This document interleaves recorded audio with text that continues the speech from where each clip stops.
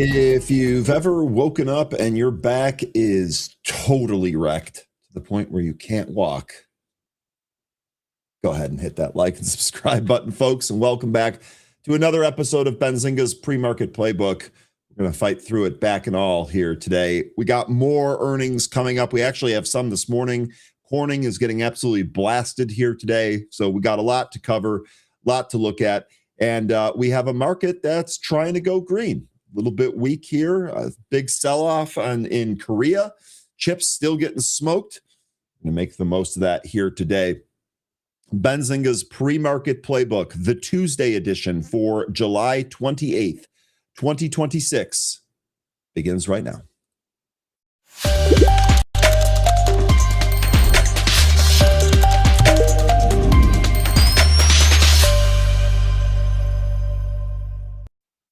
Good morning and welcome back, folks. It's great to see a whole bunch of returning faces here today. I hope that your Monday evening was good.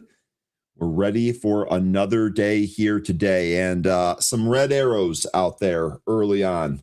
We'll see if that turns around here at all. Good to see a whole bunch of returning faces. Solitary Soldier is first here today. Good morning. Welcome back. Early Bird gets the worm as always. Ezra, good morning. Richard Judge, good morning. Wasta, good morning. Crispy Biscuit, good morning. Harlugo says, Ryan, you're the best. Good morning. Well, I appreciate that. I don't feel like the best, but I appreciate the kind words. Thanks for joining us. Thanks for spending your morning with us. We appreciate it. Make sure to hit that like and subscribe for Harlugo's kind words here today. We love seeing that around these parts. Derek, good morning. Yes, that girl, good morning. Derek saying DFNS is going again, and what happened to SanDisk? We actually have some news here on SanDisk. We'll talk about that in a little bit. DFNS, one of our runners from yesterday, higher again here in the pre-market. Same as yesterday, though. Be careful. Zach McCracken, good morning. Welcome back. Good morning to the Benzie gang. Chip rout is happening. Intel starting to look like fries with mayo. Yikes. Give me 70.75 and I'll grab some face first. Well, we'll see if we get 70.75 there in Intel. I think we talked about 65, 60 to 65 being a pretty good support area. So we'll see where Intel ends up bottoming out. Pot G, good afternoon. It's always good to see you. Peter, good morning. Welcome back. EKS, good morning. Welcome back. How about Corning getting smoked, huh? Brett, good morning. Welcome back. Alan, it's good to see you again. Welcome back. Matthew, welcome back. Producer, thanks for all you do. Welcome back. Dara, good morning. Up 30, good morning. Whisk, good morning. Bernhard, good morning. Chuck, good morning. And HP Darkside Hemi, good morning. Buffalo by Bicycle, Liam and Robert, good morning. Jeff, good morning. It's a bloodbath out there. Well, we'll see if it turns around here. SPY is actually trying to go green right now. It is actually, it is green, very, very slightly. S&P futures barely holding on to green as well. Just passing through, good morning. Hoot, good morning. AC, good morning. Neville, good morning.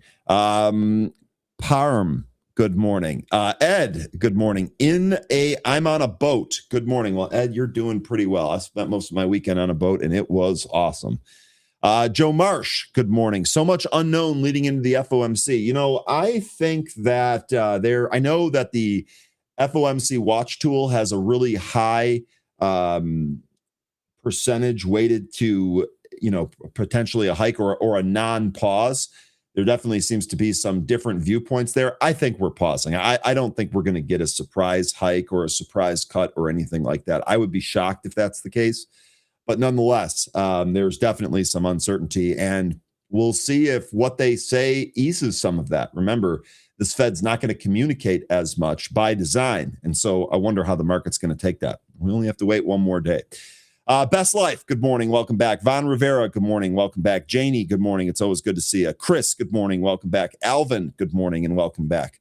Crankbait, good morning. Welcome back. And Dimebag, good morning. Welcome back. All right, folks, let's go ahead and get started with our stock market today.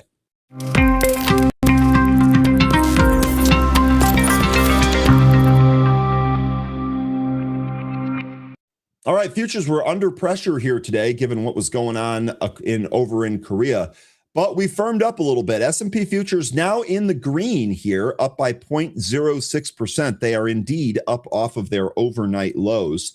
Dow futures also in the green, plus 0.78%. So Dow is leading the way higher. NASDAQ still negative, minus 0.72%. But again, that too is up off of its overnight low. So we'll see if we get any change in character here when the market opens. Still weak prior to the open, but up off of the lows. So we'll see if that holds here today. Let's take a look at some cues from last session, as well as what we have on deck here for today. Consumer staples, communication services, and financial stocks recorded the biggest gains, while energy and utility stocks bucked the trend to close lower as U.S. stocks settled mixed on Monday, with the Dow Jones gaining more than 250 points amid the dropping oil prices. Tuesday's stock futures were mixed as the Dow index gained, but the S&P 500 and NASDAQ declined following Monday's mixed close. SPY back in the green. We'll see if it holds. President Trump dismissed allegations that Russia is sharing high-level intelligence with Iran, stating on Monday that any potential aid, quote, hasn't had much impact, end quote. Meanwhile, Trump is set to host separate White House meetings on Tuesday with Ukrainian President Zelensky and discussing the end to the war with Russia with Israeli Prime Minister Benjamin Netanyahu to focus on Iran and regional diplomacy. Meanwhile, Brent crude futures fell 2.66% to 83.59. Meanwhile, the 10-year Treasury bond yielded 4.61% and the 2-year bond was at 4.29%. The CME Group's Fed Watch tool shows the market's pricing a 68.5% likelihood that the Federal Reserve leaves the interest rates unchanged in its July meeting. Now, we've got several stocks in focus here for you today. The first one is going to be Universal Health Services. The ticker is UHS. It dropped 4.25% in pre-market on Tuesday, despite reporting better than expected financial results for the second quarter, but it lowered its fiscal year 26 adjusted EPS guidance. The next stock on our list is going to be Cadence Design Systems. The ticker is CDNS. It was 2.7% higher after reporting better than expected second quarter financial results and raising its fiscal 26 guidance above estimates. Johnson & Johnson is our next stock. Ticker is JNJ. It rose 2.27% after it said it would pay an estimated $5.5 billion to resolve lawsuits alleging its baby powder and other talc products cause ovarian cancer. The next stock on our list is going to be Coca-Cola. The ticker is KO. It was up 0.27% as analysts expect it to post quarterly earnings of 93 cents per share on revenue of $13.16 billion before the opening bell here today. The last stock on our list is going to be Boeing, ticker BA. It gained 0.25% as analysts expect it to post a quarterly loss of 30 cents per share on revenue of $24.25 billion before the opening bell.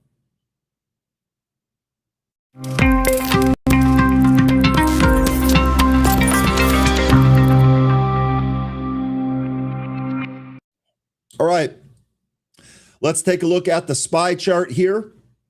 We are still sideways like we have been for weeks now. I feel like every morning we do the SPY chart review. We say the same thing. We are just sideways. And indeed, that is the case here. Now, yesterday, we did close beneath 740. So we had outlined the 730 to 740 as being a very significant area, both for support and resistance.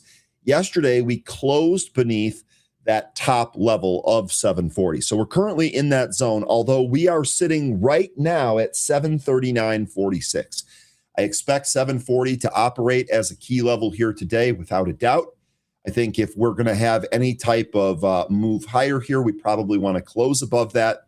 It's also worth mentioning that the 50-day moving average is at 744.50 and the 20-day is at 746.50 or thereabouts. So if we do trade up, if we do end up making it through 740, you have some other spots that correspond to some of those moving averages. But as you can see from the daily chart here, it's sideways. It is still sideways. So we'll see what we get here, how the earnings end up treating us, and where we end up going here today.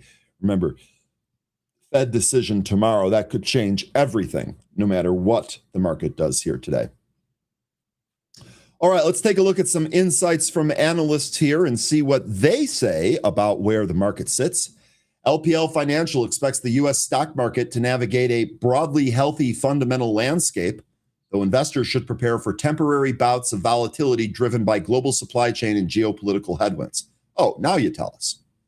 Following a strong market rebound in the second quarter of 2026, LPL maintains a tactical overweight recommendation on equities, expressing optimism around long-term economic drivers like artificial intelligence investments.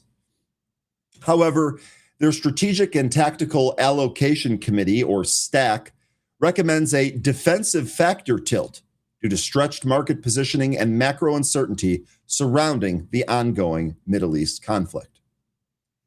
LPL emphasizes that the sustainability of the equity rally, particularly in mega-cap technology, depends heavily on capital allocation efficiency. They note that while cloud computing hyperscalers are deploying unprecedented capital into AI, quote, the incremental investment profile increasingly looks infrastructure-like, end quote. Ultimately, LPL cautions that the market must focus on, quote, how much capital is being deployed, how quickly that capital is being monetized, and whether the incremental dollar of AI infrastructure earns platform-like returns or infrastructure-like returns. So LPL telling you here that, yeah, we understand why they're doing it, but let's see what the results are like, because ultimately that's going to matter with how these companies are viewed and whether or not our next leg is up or down. Looking at the economic numbers here today, we have June's Advanced Economic Indicators report, wholesale inventories and retail inventories out here in 19 minutes. We'll see if that moves the market. I don't suspect it will. We also have May's S&P CoreLogic Case-Shiller Home Price Index data, which will be out by 9, and July's Conference Board Consumer Confidence data will be released by 10. So we do have some data here today, although it appears a bit small. All right, now let's take a look at our first news story here. This one, Jim Cramer calls the tight U.S.-Korea market link an underrated reason for the tech stock slump as the Kospi tumbles 28% in a month. So we talked about really, Korea leading some of these memory stocks and some of our other technology stocks down. Let's take a look at this and see what's going on here. As the South Korean Kospi index has dropped roughly 28% over the past month, Jim Cramer is pointing to an intertwined relationship between U.S. and Korean tech stocks as a hidden driver of Wall Street's recent struggles, labeling the link, quote, an underrated reason for the slump.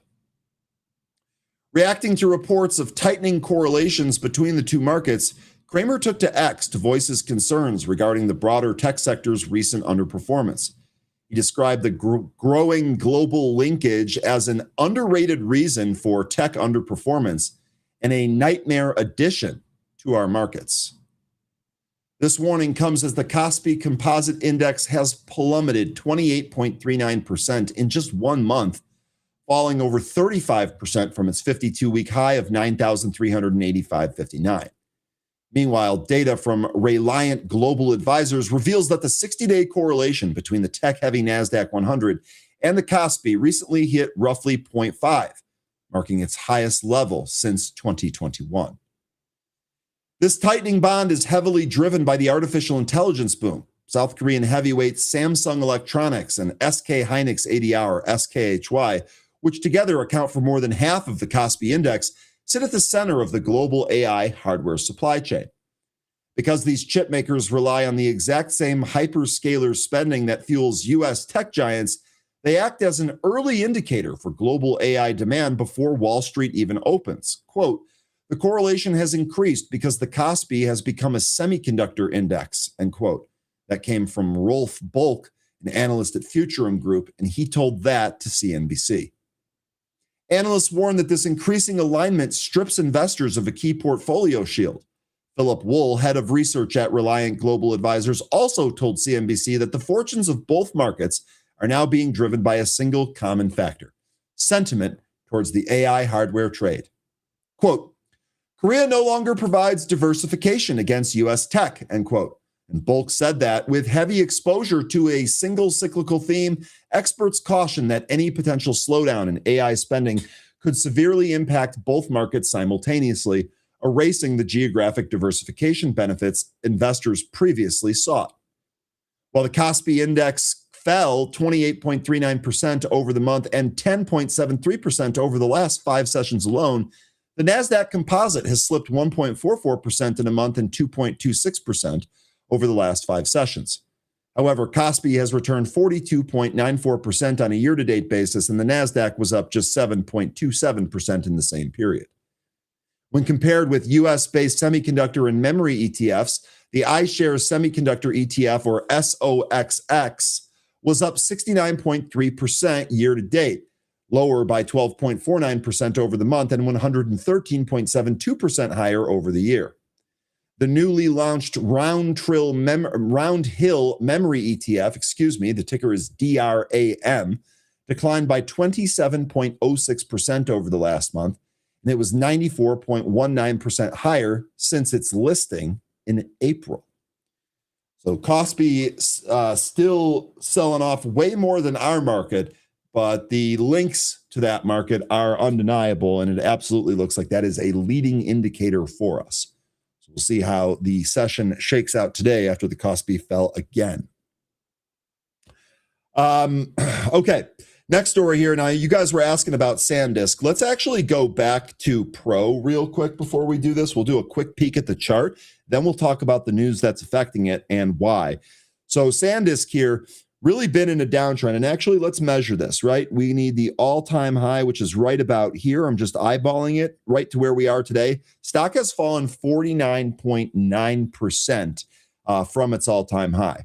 So I know the thought here is, well, where's the bottom? Where can we buy this for another potential move up? You can see yesterday's candle actually closed beneath the 100. Kind of a nasty candle, broke the support that we had from Friday, July 17th, and closed beneath the 100. To my eye here, it sure looks like this is going to make a move towards 826.69, which is where your 200-day is. You could probably also make a case for 975 right in here, previous breakout level, although I'm not sure how thick that's going to be. SanDisk here sure looks like it's on its way down. We'll see where it ends up gaining support. If you folks have any idea or any thought on where SanDisk might actually find some support, let the group know. I'm sure there's a number of folks that are looking to trade this. SanDisk, ticker SNDK. The stock fell nearly 6% in Tuesday's pre-market session after plunging 11.02% on Monday, as investors continue to unwind positions in artificial intelligence-linked memory stocks amid a broader risk-off move across the technology sector. The weakness followed another sharp decline in SK Hynix, ticker SKHY, which dropped 7.47% on Monday, extending a sector-wide sell-off that has swept through AI memory names. Micron Technology, ticker MU, also fell more than 5% in Tuesday's pre-market session. NASDAQ futures fell 0.81% before the opening bell, while S&P futures slipped 0.08%, although, again, those have gone green. However, this has added pressure on high-growth semiconductor stocks. The latest sell-off reflects growing concerns that the AI memory rally may have become overcrowded after a prolonged run.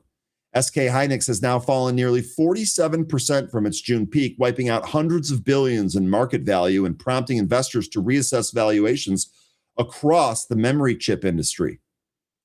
The weakness has spread beyond SK Hynix, weighing on memory suppliers including Samsung Electronics, ticker SSNLF on the OTC, Kioxia, and China's Changxin Memory Technologies, or ticker CXMT. Investor sentiment also weakened after reports that China has made progress in developing deep ultraviolet lithography machines, or DUV, fueling concerns about future memory chip supply growth and intensifying competitive pressure from Chinese manufacturers. Adding to the cautious mood, Deutsche Bank strategist Jim Reed told the Financial Times that renewed concerns over artificial intelligence infrastructure spending, combined with the prospect of lower-cost Chinese competition, sparked another round of selling across global semiconductor stocks. SanDisk is scheduled to report quarterly results on August 5th, and Wall Street expects earnings of $33.38 per share, up sharply from 29 cents a year earlier, on revenue of $8.24 billion, compared with $1.9 billion in the prior year period. The stock trades at about 43.7 times earnings, which reflects a premium valuation. The analysts maintain a buy consensus rating with an average price forecast of $18.54 and 13 cents. Recent research actions include Susquehanna lowering its price forecast to $3,050 while maintaining a positive rating on July 23rd. Wells Fargo is raising its price forecast to $16.20 with an equal weight on July 22nd. And Bank of America is raising its price forecast to $2,500 while reiterating its buy on July 1. SanDisk is a significant holding in several exchange-traded funds, including the Roundhill Memory ETF DRAM that we spoke about, where it represents a 5.42% weighting. The Pacer U.S. large cap cash cows growth leaders, wow, ticker is COWG, C-O-W-G. It was 4.3%, and the Invesco S&P 500 Pure Growth ETF, or RPG, at 7.29%. So just to reiterate there, DRAM, SanDisk holds a 5.42% rating. Pacer large cap cows, it holds a 4.63% rating. And the Invesco S&P Pure Growth ETF, it holds a 7.29% rating. So really heavy ratings. And because of those weightings, fund inflows and outflows can amplify buying or selling pressure in the stock. And that is exactly what we are seeing right now in SanDisk. So right now, it's got momentum to the downside. And I love this. Westcap here, despite the stock selling off, Westcap here taking a more positive viewpoint. Good job, SanDisk. I love SNDQ. So let's go back to Pro here. It looks like I left it on Pro. SNDQ is, of course, the Trader 2X levered ETF here. This is why Westcap likes it. I'm with you on this. I'm not a big shorter at all. So if I think that there's more momentum and I want to trade that, I'd be looking at some of these ETFs just like you are. Really good mention here on trading SanDisk. Rick here says SanDisk is a long way from intrinsic fair market value. That makes its price more fragile. There is also the vector tug from the semiconductor sector. That is spot on, Rick. That is absolutely spot on. You know, the way we look at that, sometimes we also just, you have a more technical explanation here, which is good. You're talking about its intrinsic fair market value. But one of the things that we take a look at is the extension away from those moving averages, right? The more extended it is, especially from some of the longer term ones like the 200, that really just kind of shows that it is far from its fair value. And indeed, it's making a pullback to that fair value, and it is being accelerated by the entire semiconductor sector and the actions that we've seen there. So spot on with that, Rick. All right. Next here, this is going to be a story about Anthropic. Anthropic CEO Dario Amodei says he never advocated for an open weight AI ban and instead calls for tougher curbs on China. I know there's been some back and forth on this. Anthropic CEO Dario Amodei said he has never advocated banning open weight AI models, pushing back against claims that the company wants to protect its closed model business from open source competition. Amodei, in a blog post on Monday, said AI models without dangerous capabilities are a public good, arguing that banning Chinese open source models would do little to address real risks because, quote, bad actors are unlikely to be legitimate U.S. businesses, end quote. He acknowledged that a ban could protect U.S. AI companies such as Anthropic from competition, but said that was never his objective. Instead of supporting a ban, Amodei proposed 3 more targeted policy measures. Firstly, stricter restrictions on exports of advanced chips and chip-making equipment to authoritarian governments, including the Chinese Communist Party, or CCP. It contended that China's limited domestic chip production prevents it from developing AI models more powerful than those of the U.S. without access to American chips, making export controls the most effective way to curb the perceived threat. SMCI would like a word. Secondly, a crackdown on AI company training models using outputs generated or, quote, industrial scale distillation, end quote, by more advanced AI systems. Thirdly, mandatory safety testing for all sufficiently capable AI models, regardless of whether they're open or closed source. Last week, NVIDIA, ticker NVDA, CEO Jensen Huang made his first ever post on X to endorse open source AI, sharing a letter signed by NVIDIA that argues open AI models boost innovation, safety, cybersecurity, and national AI sovereignty, while emphasizing that both frontier and open closed models are essential. Alphabet, ticker GOOG, their CEO Sundar Pichai also backed Huang's campaign supporting open weight AI models, joining OpenAI and a growing coalition of tech companies advocating against potential U.S. restrictions. Google highlighted its long-standing commitment to open source AI through its Gemma models, while Microsoft, ticker MSFT, Advanced Micro Devices, ticker AMD, Cisco Systems, ticker CSCO, Cloudflare, ticker NET, GitHub and Block, ticker XYZ, and Olama have also endorsed this initiative. Anthropic and Amazon, ticker AMZN, remain absent from the signatories. The push gained urgency after the debut of China's Kimi K3 open weight AI model, which surprised Silicon Valley by delivering near frontier performance at a much lower cost. Meanwhile, the Trump administration has considered measures against open source AI models, including possible sanctions on Chinese labs accused of using distillation to steal U.S. AI research. So we'll see which way this goes. I know there's a lot of talk about China being ahead, catching up, this, that, and the other thing. Still think the U.S. is ahead here, but got to make sure that there are some restrictions and guardrails in place to not lose some of this. And it's good to see the community here of leaders banding together. Also good to see Jensen Huang on X. There were a couple of other CEOs that joined X over the weekend, too. It truly is your town square. All right.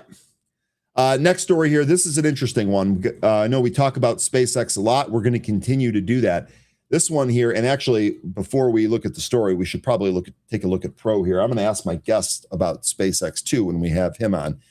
Here's the SpaceX chart. Last Tuesday, we talked to Sami Abu-Saad, who was telling us that, yeah, we didn't have any close above the prior candle body high, so we're still short here. This looks like a complete waterfall here for SpaceX. I think 100 is next here, but ultimately, I do think this trades beneath 100. That should be good for those of us that want to add SpaceX on the long term. Now, I say all that to go to this story. Ron Baiynd expects SpaceX will be the world's biggest company and says his $25 billion stake could still rise 30-fold despite the IPO stumble.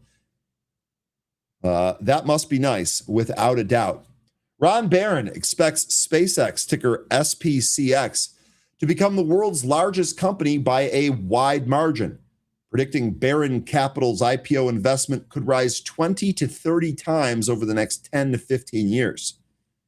Speaking on the Compound and Friends podcast episode, Baiynd called SpaceX an, quote, incredible business, end quote, and said his firm's holding had reached about $25 billion by June. Baiynd Capital invested about $2 billion through 27 private transactions beginning in 2017, then bought another $1 billion at the IPO to preserve its 1.25% stake. Quote, we were either the number one or number two or number three purchaser of each of these transactions, end quote. And that came from Ron. He went on to say, we don't consider ourselves betting. We consider ourselves investing on the basis of knowledge, not bets, end quote. Baiynd said SpaceX could eventually command a valuation between $20 trillion and $40 trillion. Asked whether it would become the world's biggest company, he answered very simply, yes.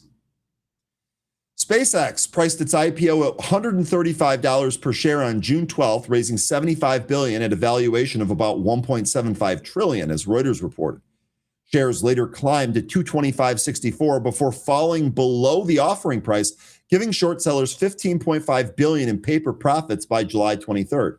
That reversal challenges Baiynd's forecast. Baiynd has made similar bold calls before. In May, he said SpaceX would become the largest company on the planet and it could reach 10 trillion, 20 trillion, or even 30 trillion. Adding that, quote, he could be very low, end quote, after the listing and called it day one. Elon Musk backed that optimism, responding, Ron is smart, end quote, to Baiynd's earlier $30 trillion forecast. JP Morgan analyst also said SpaceX ambitions were bigger than any company we've ever seen and set a $225 price target, according to the Associated Press.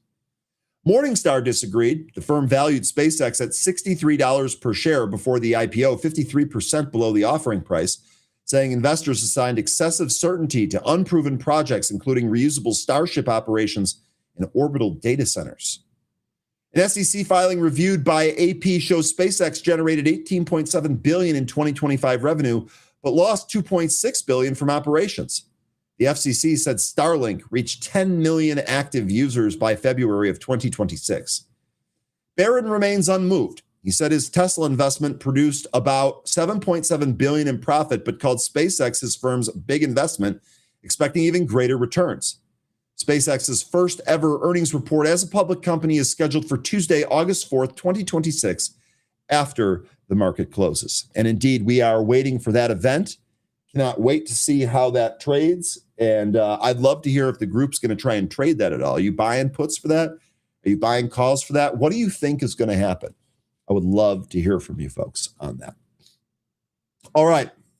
It is Tuesday. Let's get back to pro here. It is Tuesday, which means this is a T3 Tuesday, and I'm excited to bring back one of our favorite T3 guests, Mike Shorr. Let's go ahead and bring him on.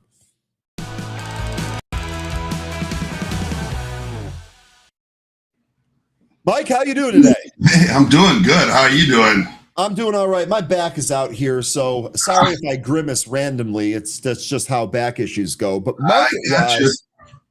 market-wise, I'm doing good. I know we were just talking about Korea selling off, and there's really kind of a pullback in some of these semiconductors and some of the chip names. So I got to ask you, how are you looking at this? Are you playing this to the downside? Do you think there's some more momentum here to the downside? Or are you simply waiting this out until these reach viable prices? Yeah, I'm more in the second camp. If you made me play it one way or another for the next few days, I'm with you on that. I'm playing the downside. Mm-hmm. But I mean, really, you should be kind of licking your chops at some of this stuff. It's kind of funny when we're talking about these things that have pulled back $1,000 like SNDK or something like that, and you're looking for a value buy. It was overdone to the upside. There's no way I was chasing that to the upside, knowing that at some point, if it doesn't come back, it doesn't come back, and we find a new rational trading range to trade it in. But I'm just waiting, and I will buy it. And I think that there's a lot of people out there that are of the same mindset. Let them fight it out here, and then we'll scoop up the remnants. Yeah, I'm with you on that. Waiting, I've been saying for the last several weeks here, the market is a mechanism of moving money from the impatient to the patient. And so it seems that those that are patient are going to end up being in the catbird seat here. Let me just ask you, looking at the SanDisk chart here, you think that the 200-day is realistic? That's going to be down here at 826.70. And if I measure from the all-time high, that is roughly a 64.65% pullback. The reason I ask is because we've seen over NVIDIA's history, long before it became an AI giant, it was accustomed to pulling back 90% in some cases. Yeah, so I just wonder, where is the spot starting with SanDisk here? I don't think people are going to be NVIDIA burned like last time. I think people see the inherent, there is the inherent demand out there. And really, we're just kind of stalling here. And if you're sitting there with something that has been up, probably most of or a lot of these people have been in from way below. They're just like, hey, let's just sell it, take our profits, and we'll wait for it to come to us again. So that that's kind of the way that I look at that. And hang on, I've just got to get up your chart that you just brought up, just so we're talking the same. Man, okay. Is it in play? I think I really don't think it gets down there. Okay. I don't. We're sitting at the 100-day right now, just a little bit below that. Yep. Which I normally don't use a 100-day moving average, but for these tech stocks that have had this parabolic move to the upside, it's actually been a pretty good indicator. So I normally don't look at that, but that's kind of where we are right now. And I think, well, one way or the other, I think that these are going to change one way or the other, given the earnings that we have coming up on Wednesday and Thursday. Okay. Either this is the buy of all time, or we get to wait for our next level, which would be down at the 200. I don't think we get there, but if we do, we do, and I'll buy it. Okay, so that's the epitome of being patient there. Now you mentioned some earnings on Wednesday. Well, first of all, I got so excited to ask you questions, I forgot to get the bills paid here. Join Mike Shorr live this Thursday, 7 p.m. Eastern, to see his short-term options system in action. Learn how he finds high probability setups and exits trades in under an hour. There are limited seats, so be sure to reserve your seat now. The QR code is on the screen. We've made it as easy as possible for you to join something that's free. So definitely take advantage of that. We also put the link in the chat here. Mike, I have to ask you about SpaceX at some point, or the chat will literally riot. But I want to keep going with what you were talking about on Wednesday. You're talking about, we have some earnings coming up here, most notably Microsoft, Meta, Qualcomm, Lam Research, ARM. You could even throw Starbucks and Robinhood in there. Let me ask you, what are you most looking forward to on Wednesday after hours? Well, it's got to be whatever components of the Mag 7, because really, not what started this, but definitely what pushed it along was Google earnings, which were not bad on top and bottom line. It's all about the spend.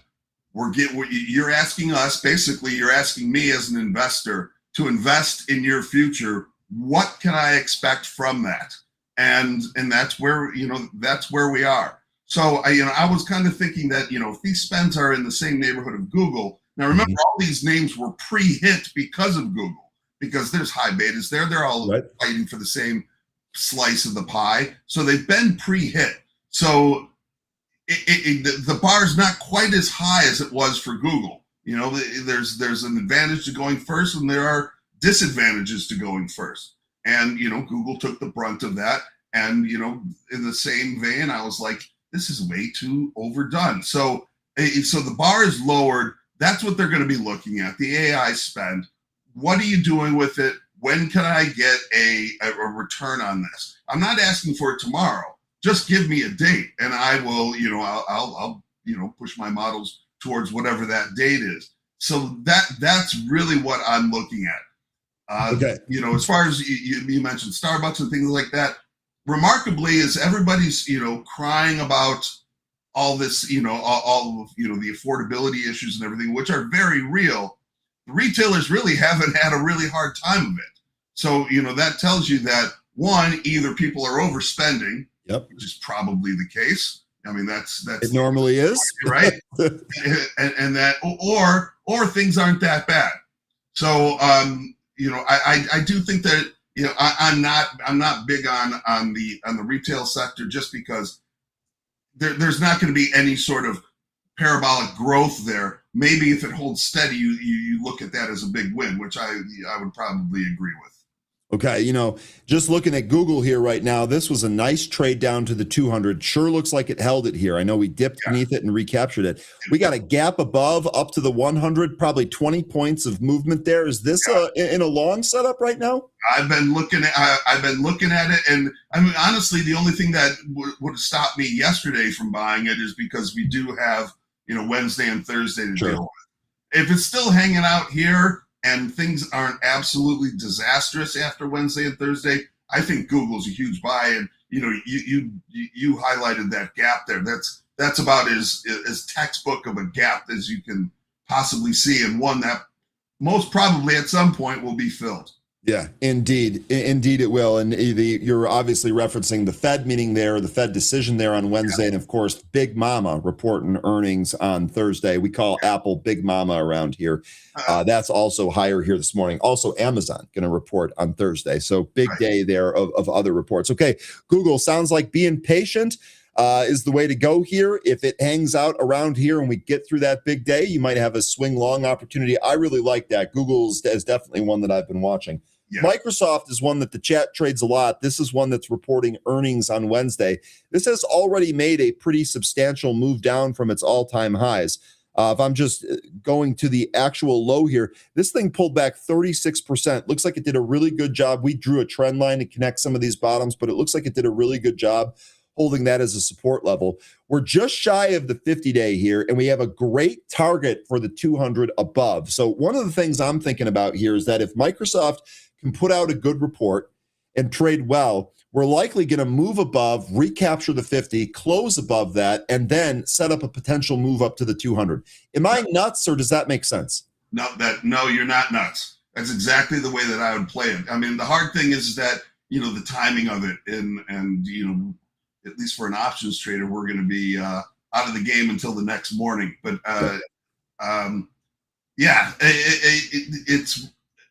it's hard not to envisionize that scenario, which then makes you think as a trader, all right, well, everybody who knows at all what they're doing is looking at the same thing. Am I in on it, or am I the fish? That's always, that's the line from Rounders. If you can't figure out who the fish is at the table, you're the fish. Yep. I'm probably paraphrasing there, but that's it. But it almost looks too easy. And so then you have to take that step back and say, wait a minute here. So I have no problem being patient. The nice thing is that, not being a market maker anymore or anything like that, I don't have to trade. If I miss something, well, you know what? There's thousands of other stocks. I can go and find something else in there. But, I am looking at that, and I would be lying to you if I wasn't saying that, and I don't lie. So there you go. Makes total sense to me. Look, I want to take a question here from the chat. Yeah. One of our viewers, Acorns, is saying, what stock would he trade for a short day trade? So the viewers here love to put you on the spot. So sure. What would you look at here for a day trade today? I would look at even though these are two stocks that I love, AMD or NVIDIA. Okay. Just in the short term, because I think there are still plenty of people out there that are nervous, and I think you can get some two-way trade there. And definitely, NVIDIA seems to be the thing that people pile onto. I don't get it.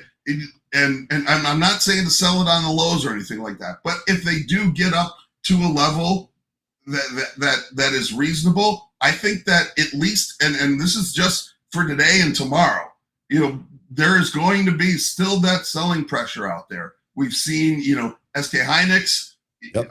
They got absolutely blasted yesterday or overnight for us. So there still is that appetite, or maybe non-appetite, for piling on these chips, which ultimately I think are still a huge buy.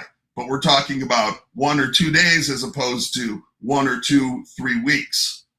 So let me outline a hypothetical scenario here for you on video. Of course, we have no idea what the market's going to do. We're just going to play the odds. But the big pullback yesterday looks like when the day is resolved, what it looks like is that the stock just simply was not strong enough to get above the 50. In fact, the recent few days here, it's really struggled. Yesterday, we sold off. We lost the 20. We lost the 100, but we found some support right above the 200. So I would ask in the theme here of patience, which has worked for me and pretty much everyone else that's been successful. If NVIDIA hangs out here for a couple more days, holds the 200, you think we get any potential move up towards its earnings date? Remember, it reports at the end of August, near there. So do you think we have any, maybe if we can hold the 200 there, all given if we hold the 200, do you think we can maybe make a pre-earnings move higher? Oh, absolutely. Because, that's telling you that the sellers are exhausted. If the sellers weren't exhausted, then we would have gone through the 200-day moving average, because every seller is looking at it that if they can break that wall, then maybe we got something here, fellas, guys and gals. We got something here. The fact that it's held it, well, almost to the penny the last 2 times that it tried it. It's trying it right now. I'm not selling NVIDIA, but the question was about a day trade. There's still downward pressure on these chips, even though that I think that it's an ultimate buy. That's the nice thing about being a day trader. You can have two opinions. You'll probably be right on one of them. That's pretty good. Just make sure you're sticking with the right ones there. Okay, really good stuff. Mike, was there anything else that you wanted to discuss? Are there any other charts out there that are catching your eye? Anything you're looking for on those short-term options? We got another request here for Amazon, if you want to take that. Well, Amazon would be an earnings play at this point. Yep. Because I don't think it's going to do a whole lot between now and earnings. Yep, and that's Thursday after hours. Right. Again, it wouldn't surprise me if they sold it back down to, and that 230 area just seems to be the very deep line in the sand where they're just like, okay, you guys want to sell it to us here, fine, but we're not going below 230. But that's well below all the major moving averages. I have no reason to fade Amazon at the lows. Okay. This is not a company that's going away in any of the things that they do. So if you said, hey, Mike, you have to buy or call or put, which is not my favorite way to play earnings, by the way. We'll go to that at some other time. But I would have to take an upside shot, especially since we're going to have other earnings in front of it where whatever was bad about them is going to filter through to Amazon, thus lowering the bar even more. Yeah, Amazon, and you're correct. I mean, they're involved in everything. I mean, we saw UPS recently. They've lost a ton of business to Amazon. Look what happened to this chart because of that. Amazon doing their deliveries. They're doing freight deliveries. They're obviously involved in AI, cloud computing. I mean, the whole 9 yards. They could buy UPS. Yeah, they sure could. I wonder if that's in the cards there. I just came up with a great idea. All right, so if that happens, we get a piece of it. Yeah, I love that idea. That's fabulous. Let's go here. We got the logistics already all set up here. And they're good at it. They're good at it, too. The Amazon's really good at logistics. So, okay, really good stuff there. Mike, look, join Mike Shorr live this Thursday, 7 p.m. Eastern, to see his short-term options system in action. He gave us a little preview of that here today. You want to see it in action, be sure to join that free webinar. QR code is on the screen. Learn how he finds high-probability setups and exits trades in under an hour. Limited seats, reserves yours now. Look, before I get you out of here, what are your thoughts on the rest of the summer here for the Cubs? I still got it. They're just too darn good. All we just got to do, we just need a couple pitches and we're there. I know. We're just there.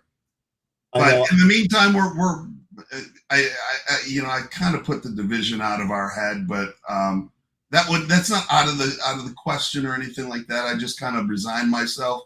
But I think that I certainly wouldn't want to see them in the wild card round.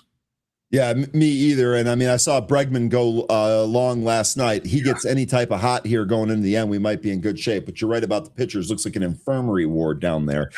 All right, Mike, really good stuff here today. I appreciate it. Enjoy the rest of your week here. We got a busy one. Most market cap reporting plus a Fed meeting. Stay safe out there. Have a good one. We'll catch up with you next time, all right? All right. Thanks a lot, Ryan. All right, Mike Shorr from T3, the entire T3 group, absolutely phenomenal, getting it done for you here again. Be sure to check out that webinar, folks. He's really good. He thinks about entry and exit and all of that. I know you folks love trading options quite a bit. You might be able to take something home from that free webinar there with Mike. Really good stuff from him and T3. Okay, where are we at on the time here? 8:47. I got one more real quick story here. It's actually about NVIDIA, which we briefly just talked about. Then we're going to knock out some tweets. We can do ticker time until pre-market pulse, and we'll get you all set for the open here. Hey, guess what, guys? I think that muscle relaxer is kicking in. I'm not grimacing as much anymore. We'll take any positive thing we can get here. All right.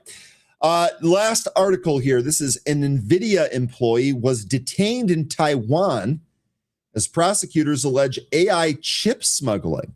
So we talked about this quite a bit. I know that there are more rules and regulations and things being discussed here. This is a topic of conversation. But now it looks like someone is actually detained here. Ryan from Twitter, love this handle, saying, "Hey, Ryan, I played some nice courses west of Chicago last week. Do me a favor and lift them. Did you play Arrowhead? That's one of the nicer ones out there out west. It's phenomenal. I played that last year. Let me know. I'll take a look at some of those courses here before the season winds up here. All right, let's get back down to the market here. Let's talk about this story. Taiwanese prosecutors have detained an NVIDIA employee as part of a widening investigation into alleged smuggling of advanced AI chips to China in violation of the U.S. export controls. That was from a source familiar with the case telling the AFP yesterday on Tuesday. Or today on Tuesday. According to the news agency, the man was detained after investigators raided his home and workplace on July 24th, the Keelung District Prosecutor's Office said in a statement without naming NVIDIA directly.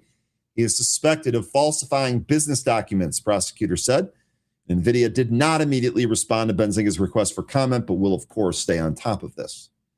According to AFP, prosecutors said the detained person is, quote, strongly suspected of having committed the offenses, and there is a lot of risk of flight, destruction of evidence, and collusion with accomplices or witnesses, end quote. Yikes.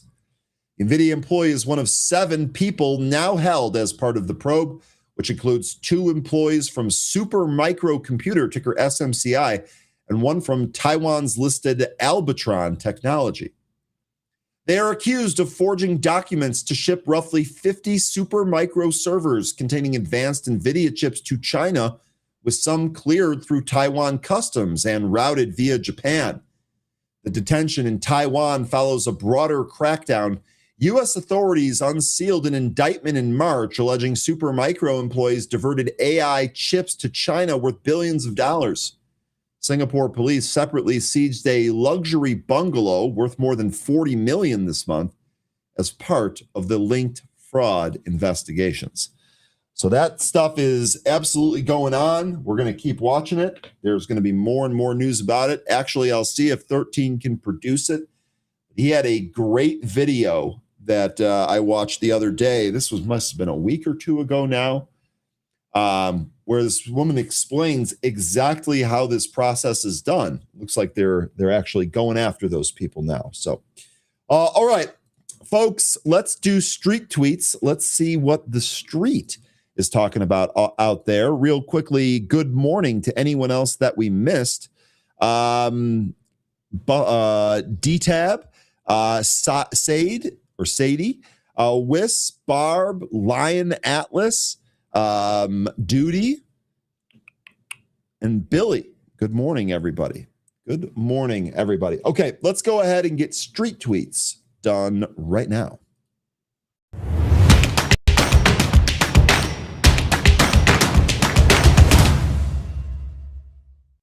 Okay, first one here comes from Gary Black.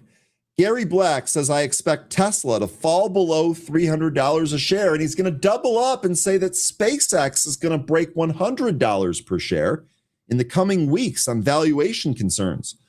Both trade at fiscal year 26 PE in excess of 175 times. Boy, that's expensive. which seems excessive as AI-related valuations continue to unravel. So Gary Black, he's giving you some price targets. Tesla under 300, SpaceX under 100. We're kind of waiting for that as well. I'm still waiting out 80 on SpaceX. I know there are several folks that think that can get all the way to the 60 handle.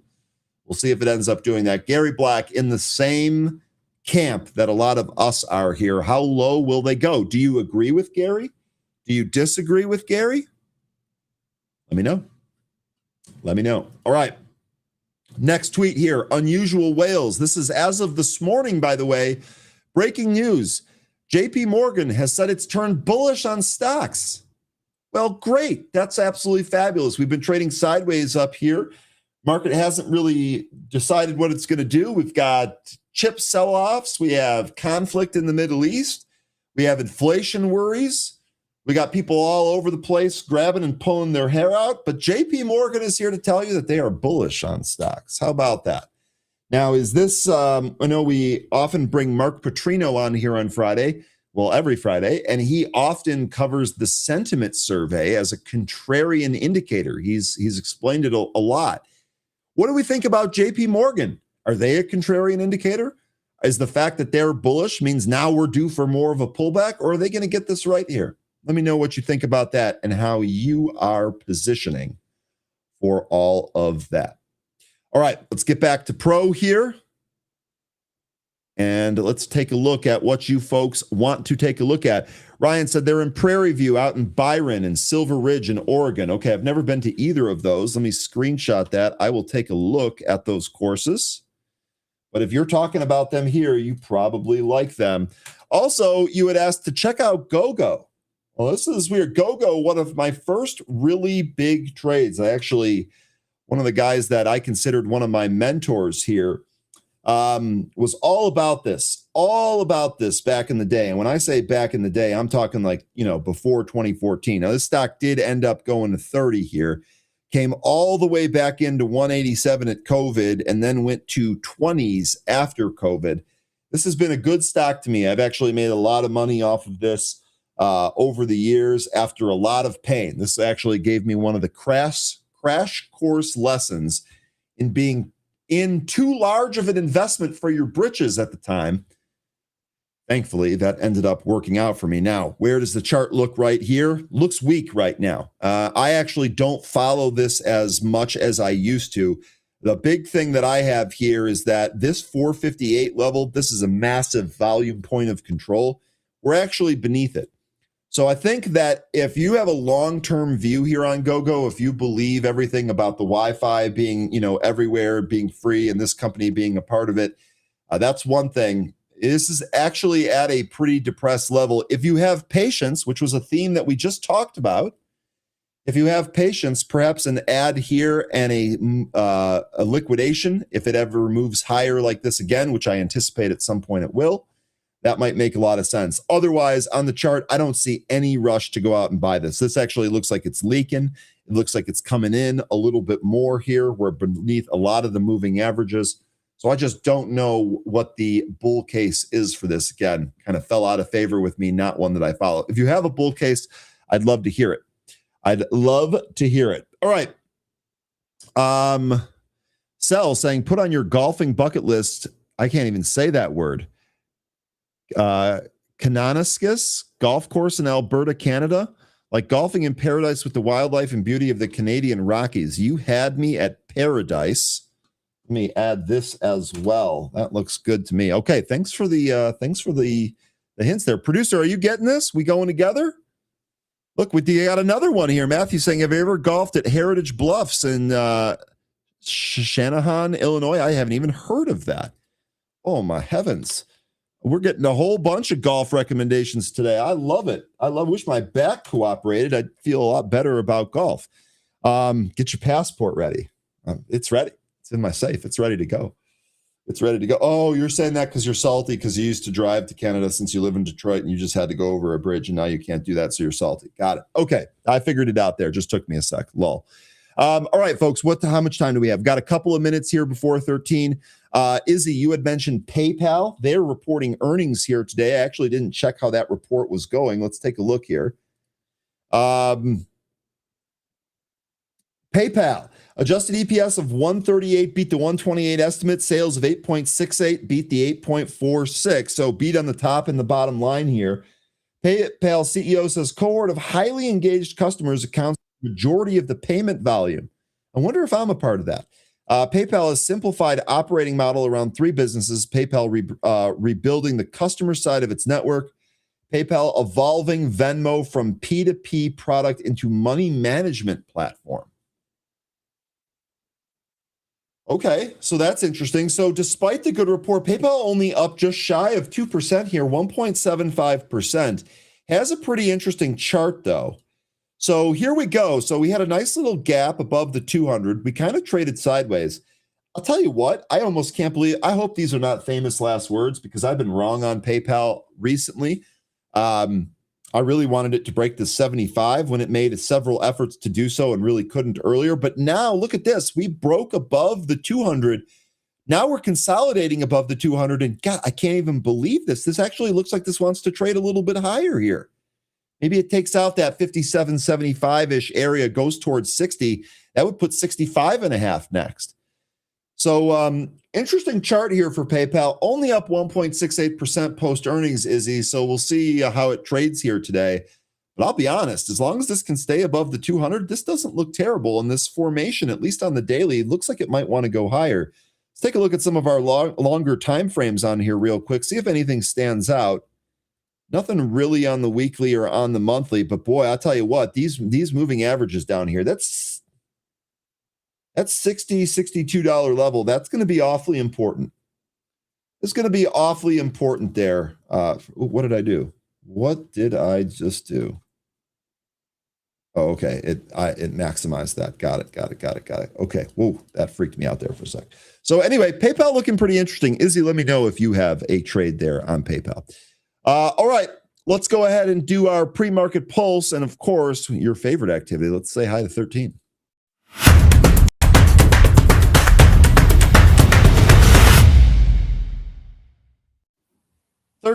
Good morning, boss. How you doing? Doing pretty good. Looking forward to another day here trading. How's everybody in the chat? Everyone in the chat seems really good here today. We're getting a lot of interaction, a lot of golf recommendations. Everyone seems awake and ready to go here, so pretty good. Lion is screaming about corruption, so the universe is in order. Everything seems fine. Only deal here, my back is completely out, 13. So if I grimace randomly and you're not sure why, just know it's because I have excruciating pain pulsing through the lower part of my back here. Definitely not any of the junk we're looking at, though. Yeah, definitely. Exactly. That's exactly where I'm going. Definitely not that. All right, boss, where do you want to start? You want to start with some of the movers? Yeah, there's not a whole large list of movers, but there are a couple interesting ones. A lot of stuff that we've traded before is back on this scanner. So we'll be keeping an eye on those as well. But really only took a look at two today. And one of them we've traded before. We actually traded last week. So I didn't spend too much time to that one. Just was looking at some of the other stuff. First one I started with was INLF. We traded this one last week. Well, yeah, DFNS. That's one that we've already traded. We know about that one because that was on our scanner yesterday. And now it's higher. Didn't look into this to see if there was any more news. But well, okay, you're a fairly modest fellow. You don't often like to toot your own horn, so I'll do it for you. One of the things that 13 said in the moment yesterday, given the trading action that DFNS was doing, was that, hey, I had asked him, it just started off with a question and it turned into wisdom. I'd asked him, what is it about some of these stocks that just trade sideways and then out of nowhere just start going ham? We're trying to figure out what type of actionable signals we can observe for this. 13 reminded us that the volume is very low, so a move like this is much easier to actually produce when you have such small floats. And so when volume really starts to flow into some of these low float stocks, you can get some of these outsized moves. But then he said something brilliant. When the stock trades up like this, especially when it does it almost to the end of the day or to the end of the day, the likelihood that the stock goes higher in the after hours is higher. And that is, did I get that right? I want to make sure I'm quoting you correctly here. This is exactly what we got, 13. We got a higher move in the after hours. Now, it did come back in. That's expected too. But now we're gearing again here in the pre-market. We're basically holding right near the after hours highs. I tell you what, 20 to 21 looks key for me. It may, it's probably going to maybe print a little bit higher here, but this isn't, if I was going to start trading this today, I don't think I'd be taking a position up here. I think this is extended for the stock. It doesn't fundamentally make any sense for it to be this price. That doesn't mean that this isn't going to, trade higher or lower or go do all kinds of crazy things, because the low float is very small and it can be pushed around. The price can. So if you want to trade that, there's certainly technical ways we could do this. We could look at some of the levels that we have now. I'm just kind of keeping an eye on FIRY because I think that's going to be a short squeeze here. Okay. But let me go back here to DFNS. Where is that? I have to type it in. I've got something for us here. I'm going to connect the after hours high with the pre-market high here today and give us a target, an upside target. Okay. Post open. We'll see if this hits, but that's the first thing I'm going to add here today. So we have that technical trend line there. VWAP is going to be another support level, as is the 65 EMA. And what I like about the 65 EMA is that it's coming up to help provide support to the 1850 area. I think 1850 is going to be a support area, but it might be brief, but it looks like it's going to be a support area nonetheless. So if we turn around there, then we'll want to see a recapture of VWAP and higher prints. If we lose that and we start coming in some more, then the next support area I see after that is going to be 16 and then the 200 EMA. Okay. All right. Really good stuff there. That's definitely NUKK for sure. No, just be careful with it. Is it trading like NUKK? It's not a ticker change, is it? No. I think what he's saying is that it trades like that. Okay. Yes. And then Alan here, this is another good point, and we talk about this. It is a change? It is a change? I didn't know that DFNS was NUKK. That's what I was wondering. I couldn't remember exactly what it was, but I know Lion freaked out about NUKK back then. So real quick here, though, Alan, good comment. Anyone not in this now has probably missed the move up. And indeed, that's often how I look at these. I thought this was a little bit risky yesterday. I think it's more risky here today. So to Alan's point here, if risk is not, something that you want to mess around with, DFNS probably not the best play here today for you on that. Forsman saying, I'm looking for 24 for a top on DFNS this morning. I've underwater short this name, but I'm starting to trade around my position and claw myself out as we topped off about an hour ago. Okay. It was posted on how that short goes. Godspeed.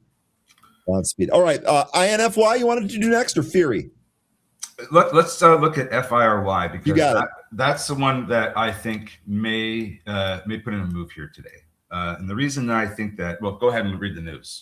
Okay. So FIRY looks like this traded up to 13 and then came back in. Here's your news. Fiery announces a U.S. District Court judgment of $719 million against Papaya Gaming, plus award of certain attorney's fees and costs, nearly $300 million more than the jury's April reward. So they're getting more money from this court case, it seems like. Short interest, real quick, 20.14. That is high, 6 days to cover. Oh, my God, 6.3 million shares in the float. This has all of the makings. What do you got for us?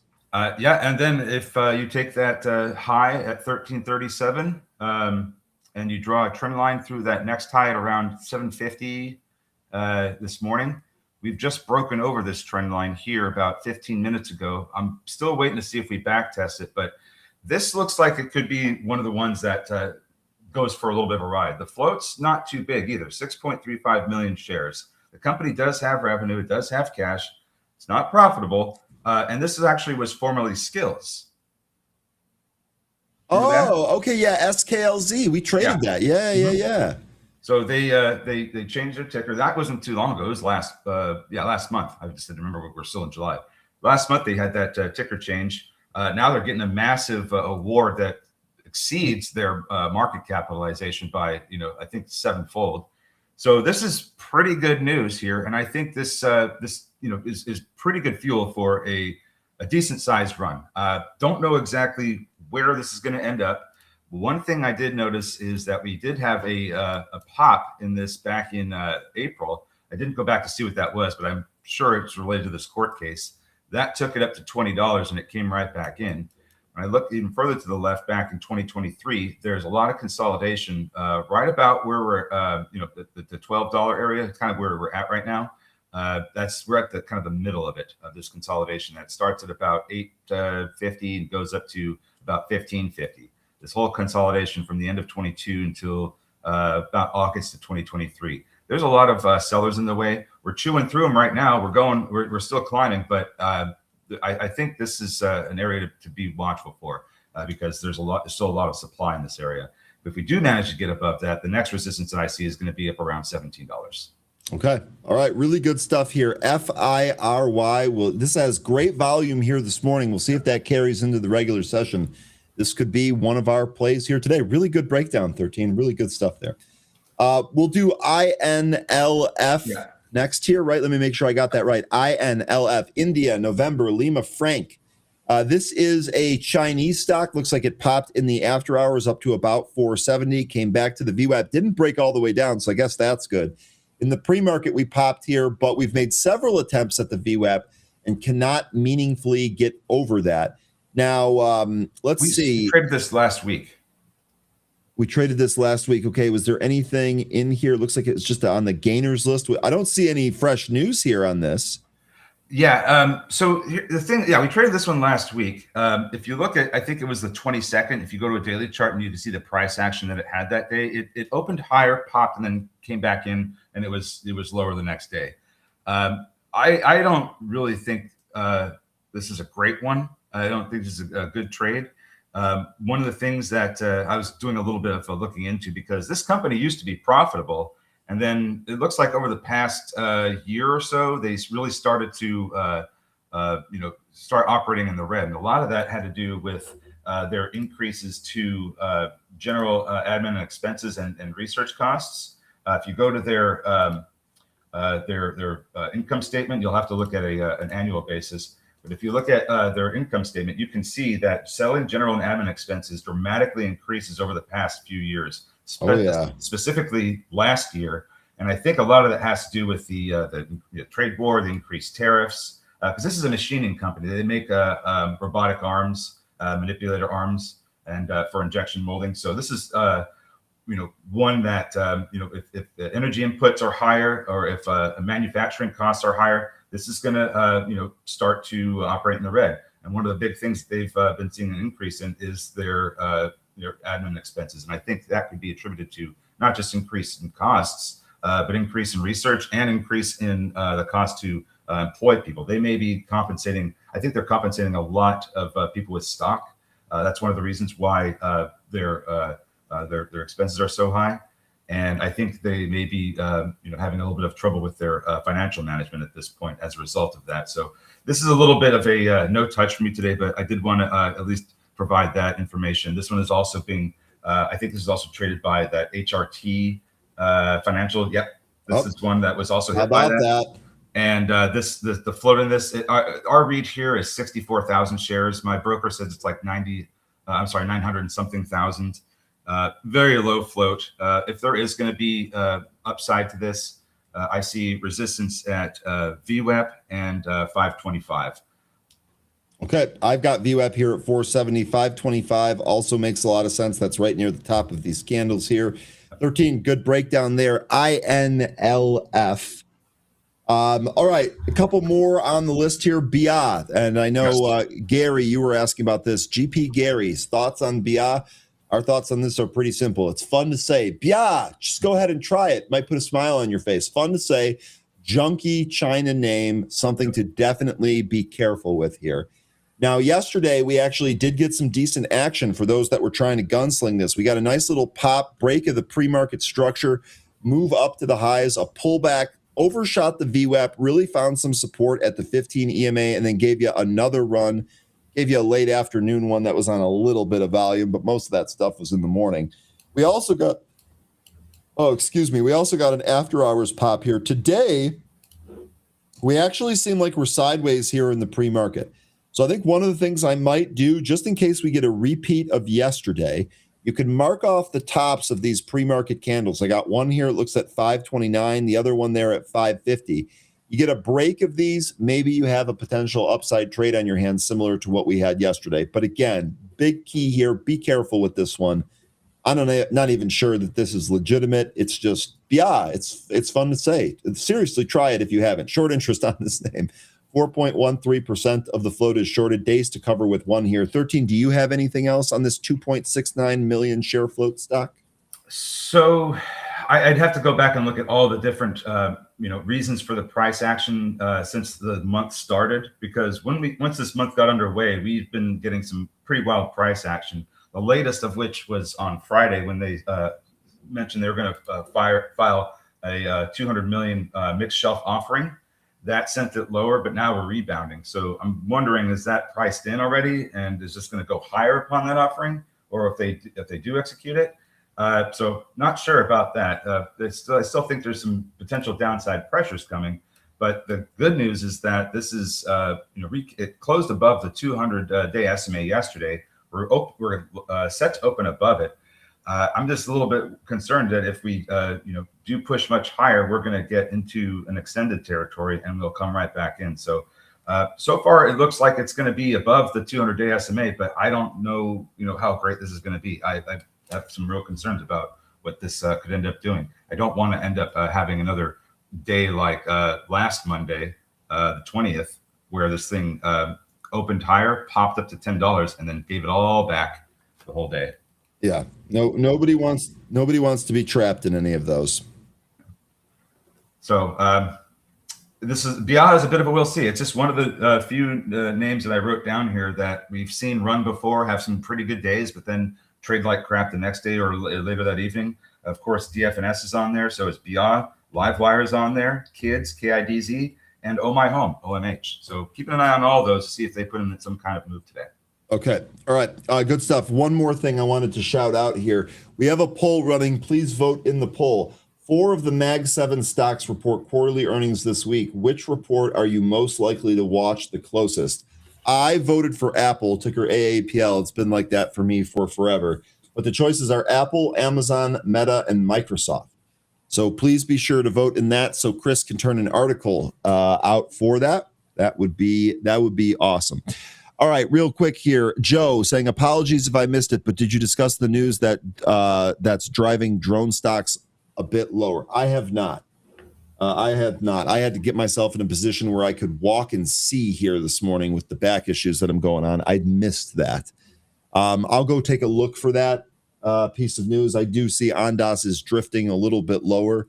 Let me check some of the other drone names and see how pronounced that is. This RCAT a little bit lower. UMAC, come on, cursor. UMAC a little bit lower. Ondas, same deal, a little bit lower. They all look pretty similar. I don't off the top of my head. Sorry, Joe. I'll see if I can find that there for you. All right, next one on the list is going to be Livewire. This is one from yesterday. I think the notable thing here on Livewire is that we had that big move right out of the open that you were all over. Didn't really give much the rest of the day. Kind of came back in, stayed beneath the VWAP. Yep, sure, there were 2 attempts to try and recapture the VWAP. Neither of them were successful. But it actually held into the after hours, and it held into the pre-market, and it's trying to curl up and break 3 here today. There was no fresh news on this, at least not as far as I'm aware. Yep, nothing fresh on this one.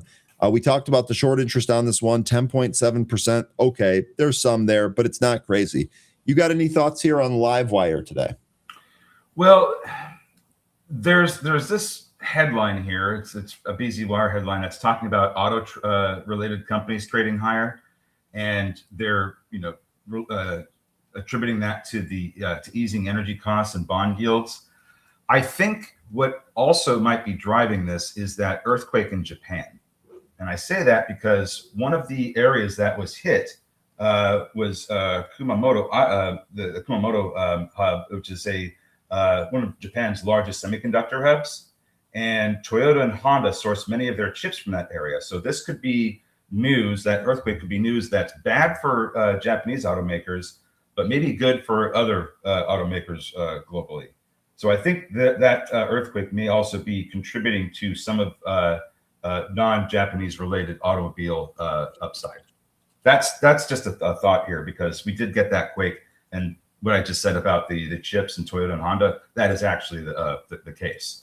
So we may You may want to keep an eye on that. Also, there's also news that Taiwan Semiconductor's Japanese fab had to evacuate staff after that earthquake. So could be also weakness in tech as well as a result of that. But I don't think it's going to be sustained, as we saw with the 2011 earthquake in Japan. That the one that damaged the reactor. That was Fukushima, right? The Fukushima reactor. Yeah, that only caused a brief downturn in the U.S. markets, and then we had a rally afterwards. So we could see something similar to that. But I think that's what's also helping some of these auto-related companies here that aren't based in Japan. Okay. All right. Well, interesting piece of news tied there to Livewire. Let me ask you got anything else off this list that you want to cover? Nope, just kind of watching Fiery, make some more moves. It's trying to just put in a slightly higher high. I'm just waiting for this market to open. I want to see what this does. Okay. And this looks like 13 here is going to be that. 13 is going to be that spot. We're going to test it right here. Literally, all we had to do was put it on screen and talk about it. Here's your 13 test. I guess we'll humor this. Yeah. I think we got as high as 1297 right there, 13. I didn't quite get 13, didn't quite get the 13 test, but we'll see. Okay, there it is. Oh. Second time's the charm and through. Bang.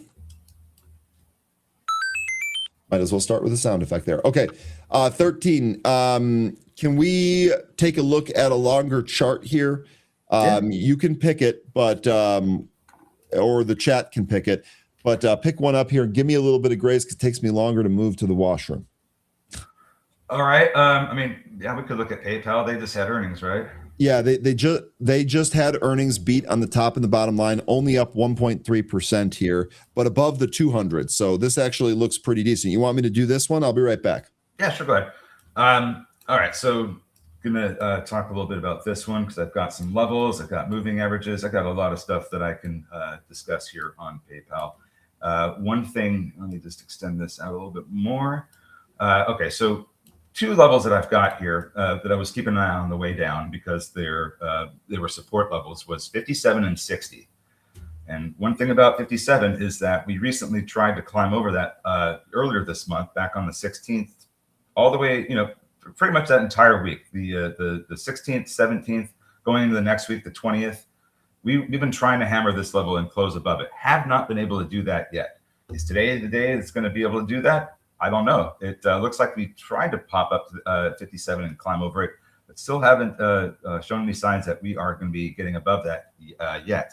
One thing to point out, we do also have a very extended RSI on the daily chart. So we may be a little bit extended, and 57 to 60, that range may not be achievable quite yet with how extended we are. So my thought is there's still a possibility we could try and climb over 57, but I think I'd be leaning more into the price coming back in, maybe cooling off a bit, and then the next visit up, maybe we'll see a break of 57 and 60.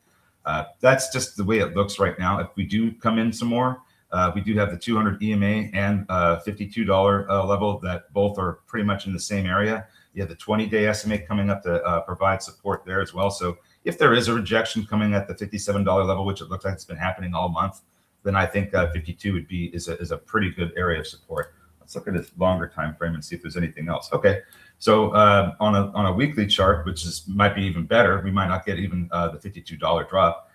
We have the 50-week SMA, which we burst over last week. The week of July 13th. Last week we kind of held above it, and we're still above it now. So if we continue to hold above this 50-week SMA, then I think that might also give us enough support to push through 57. So there's a couple of scenarios there, but in both scenarios, 57 is still the big resistance. It's just a matter of where you're going to look at support. So if you're looking at a weekly chart, support's going to be at about like 54.5. If you're looking at a daily chart, support looks like it could be lower around 52. But for now, it looks like it's holding up here. But one thing that stands out more than anything, 57 is the big resistance area the price is trying to get over. Okay. You said 57, right? Yep. I have 70. I have 75 after that, or one of the levels after that, a previous one that we have identified. Okay. Good breakdown there, 13. Good breakdown there. I love these too. Let's do GM first and let's do Corning next. Okay. GM here, just very quickly, because we talked about this yesterday in the happy hour show. Mhm. GM has a great looking chart right now. I had it here on a weekly. Here's what the daily looks like. We have this very, very clean double top. This looks extremely bullish. This looks like this is going to try and take this out to the upside here. This comes after a hold of the 200-day and a recapture of some of those other moving averages. So this actually looks really good, but this area that it's at here, 87 to 88, I would say, that entire area in there is resistance. Now, the other thing that we talked about yesterday, 13, is that this might have a defense angle coming up because of Andril. Can you go over that briefly? It does have a defense angle. It's called GM Defense, and it's a segment of their company that partners with U.S. government and other defense contractors to build specialized vehicles that incorporate new technologies and systems. I wish I could remember the acronym, but I can't. But they are working with Andril, and Andril has famously touted a lot of their systems or autonomous systems are able to be built on existing vehicle manufacturing platforms. So with that in mind, I'm curious to find out more about what Andril and GM are working on. I don't have a whole lot of information on that, but I think as we continue to see increased conflicts in the Middle East and this ongoing issue with the war in Ukraine. Now, Iran might be going after Ukraine because Ukraine destroyed or damaged or attacked a cargo vessel that was bringing weapons to Russia. So, there's going to be a demand for more, military equipment, and GM could end up being one of those manufacturers that helps, build up that arsenal. So that's just one angle. I think when it comes to GM, if we are going to get a breakout here of this chart, because it looks like we are going to break over 90, I don't know that run's going to go on for too long. I don't think it's going to get it to 100 just yet. Okay. I think that if we do break out to new all-time highs and we go over 90, it's all going to be great and everything, and it might be a multi-day run. But I think it's something that we need to be careful about because we are getting into extended territory. And if we do get that breakout, it's going to put us even further into that. And I think there could be some selling up in the mid to high 90s. So that's kind of what I would be looking at here with GM. Potential breakout, sure. Runs, yeah. I don't think it's going to 100 just yet. It's getting pretty extended.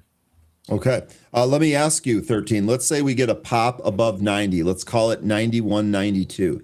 And then we back test either the breakout horizontal level or we back test and hold 90. Do you think that's enough then to clear the way up to 100?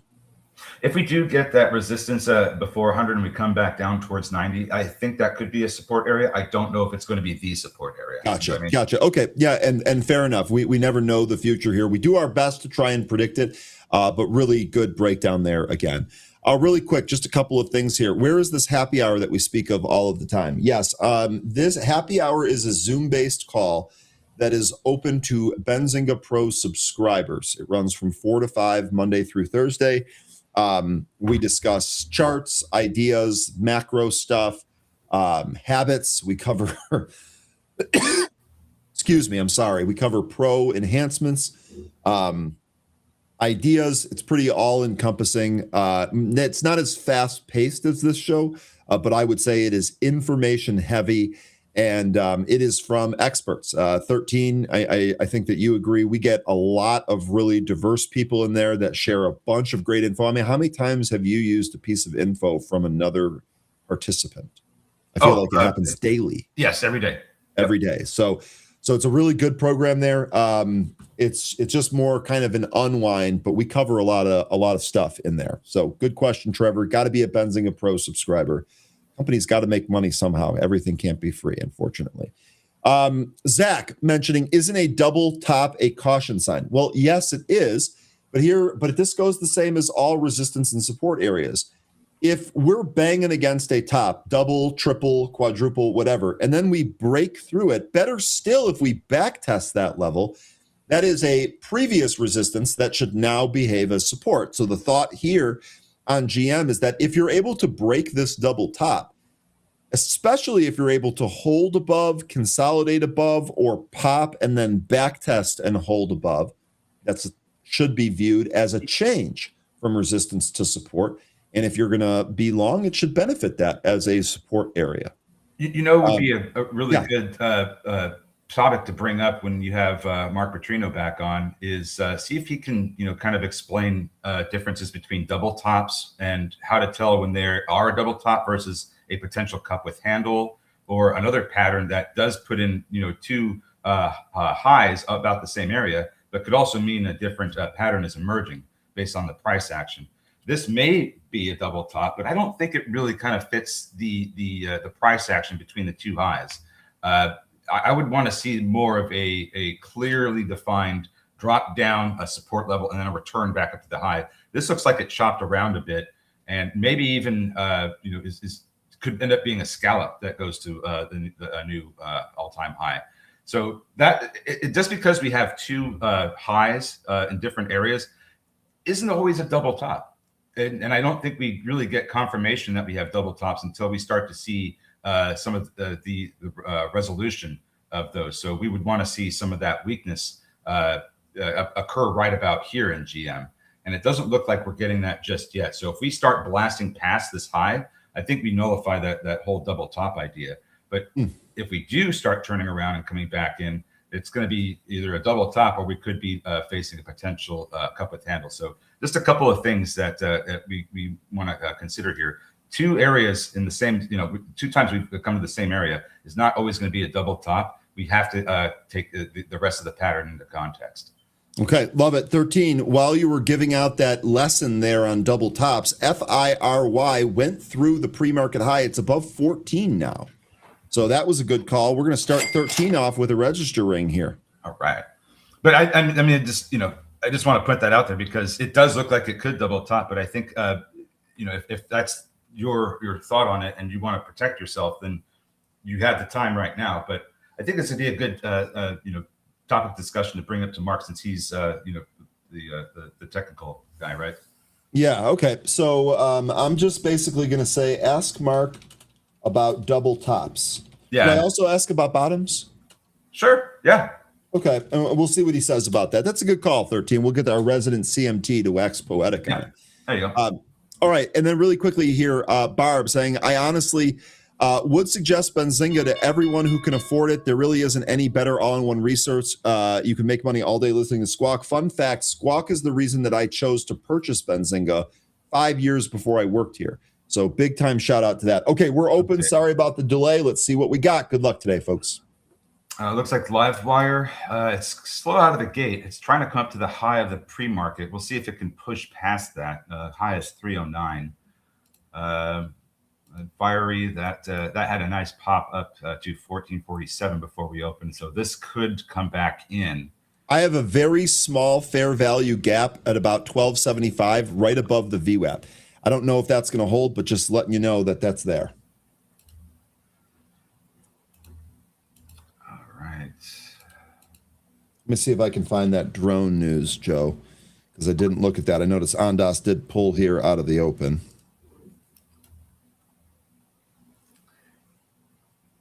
Now, Livewire, that looks more like a double top.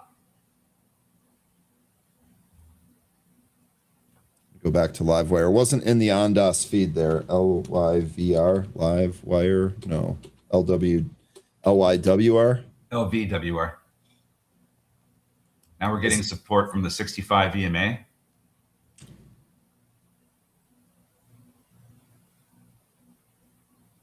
So now Fiery did pull back to that fair value gap area, by the way. So with Livewire, now what I want to see next, if I'm going to be bullish on this, I want to see this get back above VWAP.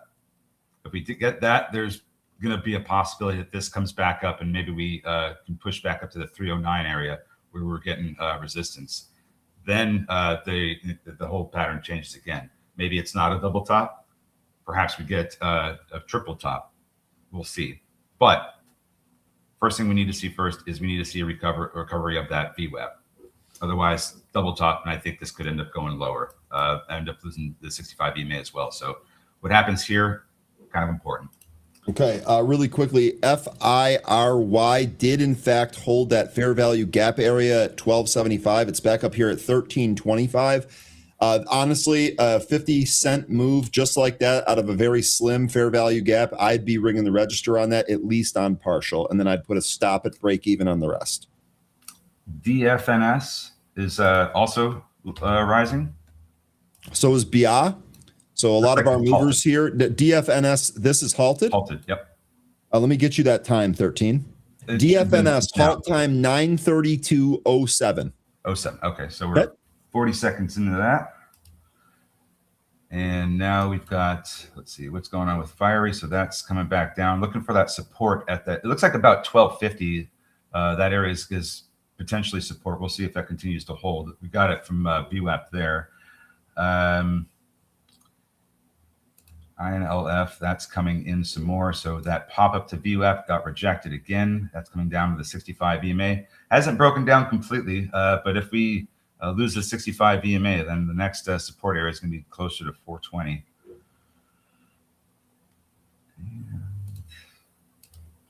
All right.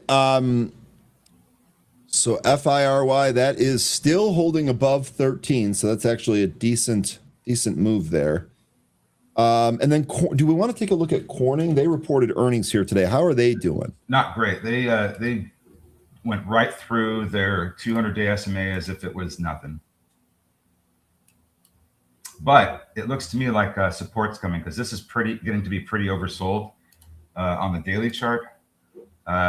That's down underneath the 50-week SMA, so there's potential for a recapture intraday of that, or maybe later this week.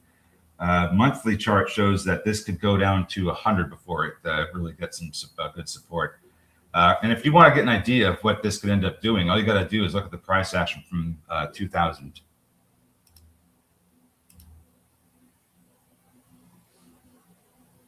Big pullback and a bounce. 2000. Oh, 2000. Oh, good Lord. There you go. Oh, huge move higher. .com bubble. Yep. Okay. Good stuff there. GLW. Now, what I will say here so far is that it does look like it's put in a bottom in the pre-market. So I would say any trades can probably be against that pre-market low there. Livewire sinking further. It's now losing the 65 EMA. Not a good look. Not a good look. Which one? Livewire. Livewire, sorry. Mm-hmm. Let's see here. So looking at some of these other ones, INLF, the one that I'm not going to be touching, this trying to push through VWAP. Got some support from the 65 EMA. Waiting for DFNS to unhalt.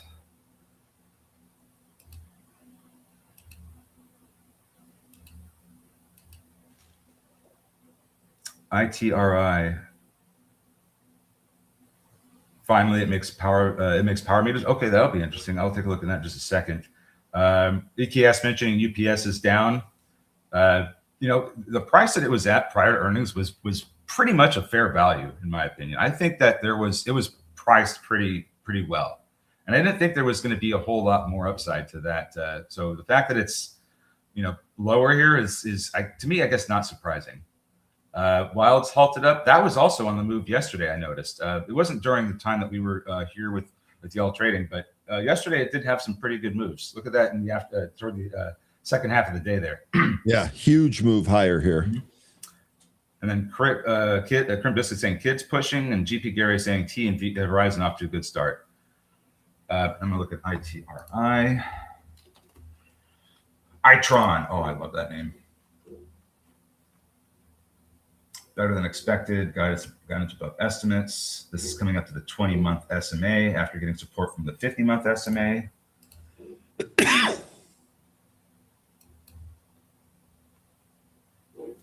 Some other stuff here. That's wow.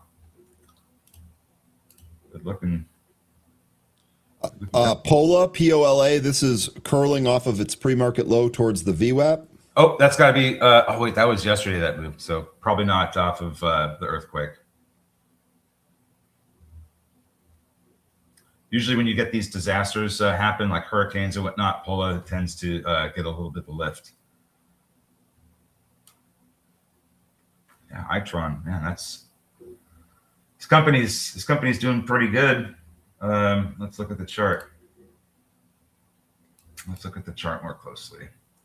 So we are coming up to the 500-day SMA. That is a big resistance level because it was formerly support. That I have at, what is this? About 105.65. So that could be your near-term resistance, is that 500-day SMA. And with this RSI being almost 80, I think that you're facing some potential turnaround here, some cooling off in the not too distant future. This thing is just really overbought right now, but still could have a continued upside. This needs to cool off a bit. DFNS is open. That is higher here. It looks like it peaked above 24.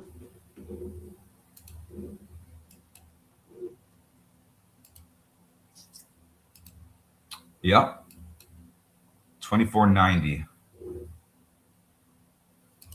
INLF burst through its VWAP. It's halted to the upside, coming up to some of the highs in the pre-market.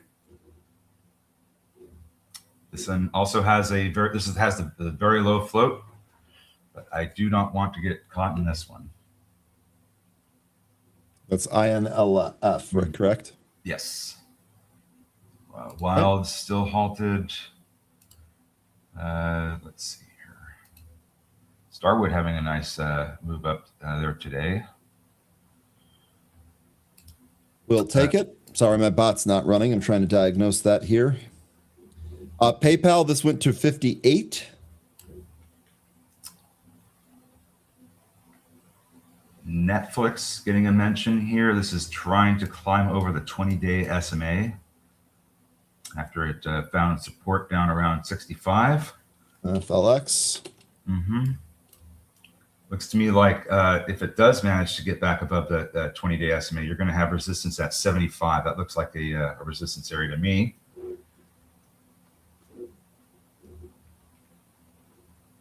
We have Fiery really coming in now, losing its VWAP. We're going to back test this trend line as well as the 65 EMA. So hopefully we'll get some support there. And if we do want to see a recapture of VWAP. Had a nice move into the open there, but giving that back. S&P is down. NASDAQ has reversed. That's down. The Dow is pulling. So lots of pulling across the board here. Ondas down, Tesla down, SpaceX in a 107 handle. More pullback.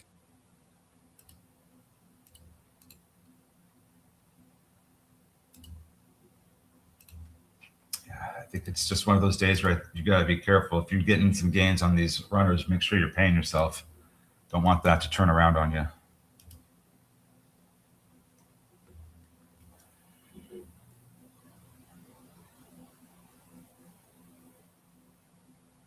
That'd be great if SpaceX hit 100 today. I'd like to see it go under 100. I think that could represent a good opportunity.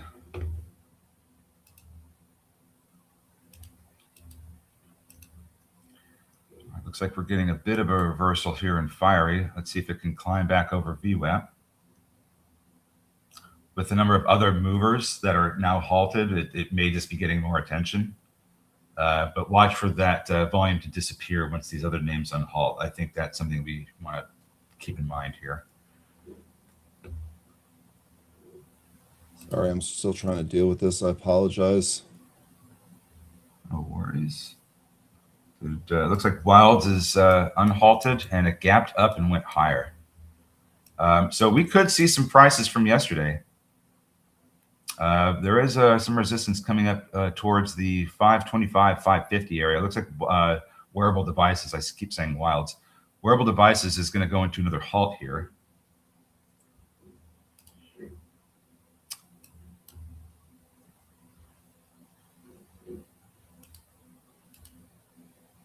And how much time we got left on INLF? And really quick, couple of questions here. Westcap saying, so 13, do you think the S&P pulling back to the 200 moving average fall is coming?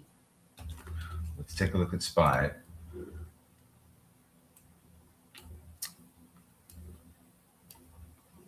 That is a significant level lower. It's currently under 700. I don't know that we're going to necessarily go down that far yet. I think I have a different idea about where the Qs are going to go. Sorry, just give me 1 second here. Fiery is bouncing, by the way. Yeah, I'm still managing the trade here. There's a lot of support on the way down. I won't say it's not going to. It's just that it's probably going to take some time before we get down there. I think the moving averages I'd be keeping an eye on next are going to be the 20-week. The 20-week is much closer, and I think that being that it's one that's provided support in the past, especially with this rally that we've had this year, I think that would be the one to keep an eye on for now. But as we get closer to that 200-day SMA, if we do get that low, certainly would be using that as a support level. But at this stage, I don't want to say, oh yeah, we're for sure going down there. It would be a significant drop. Let me just give you some levels here regarding where we're coming down off the all-time highs. So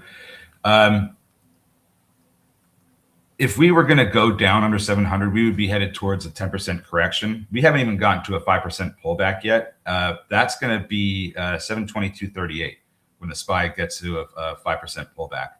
So I want to see the market get to these levels first before I start looking towards some of these way further out levels. Like I said, I don't want to say that it's the 200-day SMA isn't possible, but I think it is. But we're in such a news-driven market, and we still have earnings coming up that we could turn around and just rip higher on any one piece of information. So that's why I don't want to make it like a guarantee, like we're going to go to these places. It's just something to watch for and be mindful of. But for now, I want to see what would happen if we do get our pullback to 5%, or if we correct further. And right now, I'm not necessarily seeing that we're going to be getting that. Tess, I'm talking SPY. I know it's my fault, 13, because I'm slow here, but he is talking about SPY. That also that pullback level looks to be around a bottom near June 9th. So it also happens to line up fairly nicely with that. Not to the penny, but close.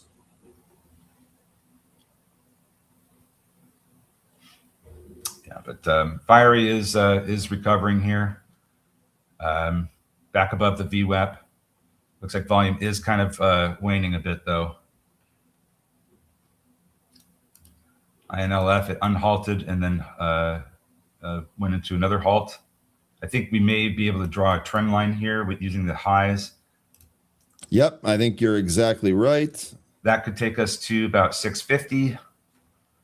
And that would be that could lead into a third halt. And if that's the case, then I don't know that I think if I was in this after that third halt or going into that third halt, I'd try to jump out or be ready to get out, because we might get a big selling event after the next halt. Okay, we'll see what happens here. INLF, that second halt, by the way, let me get you the time on that. That halt's going to be 9:42:30. The FNS went up to 30. DFNS. The FNS went up to 30. I see a potential trend line here. Let me see if this actually lines up with anything. It's very, very steep. But, with the way this is moving, it could go to it. I think I'm just not touching the FNS. It's great that it's on a run. Congratulations to anybody that's taking this, but I don't want to get trapped in this thing.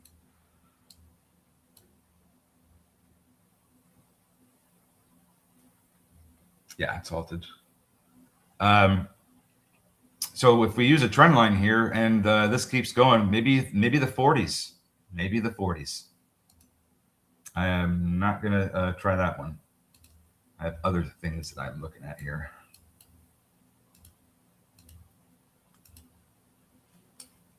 Intel down 7%. Yeah, a lot of chips are down.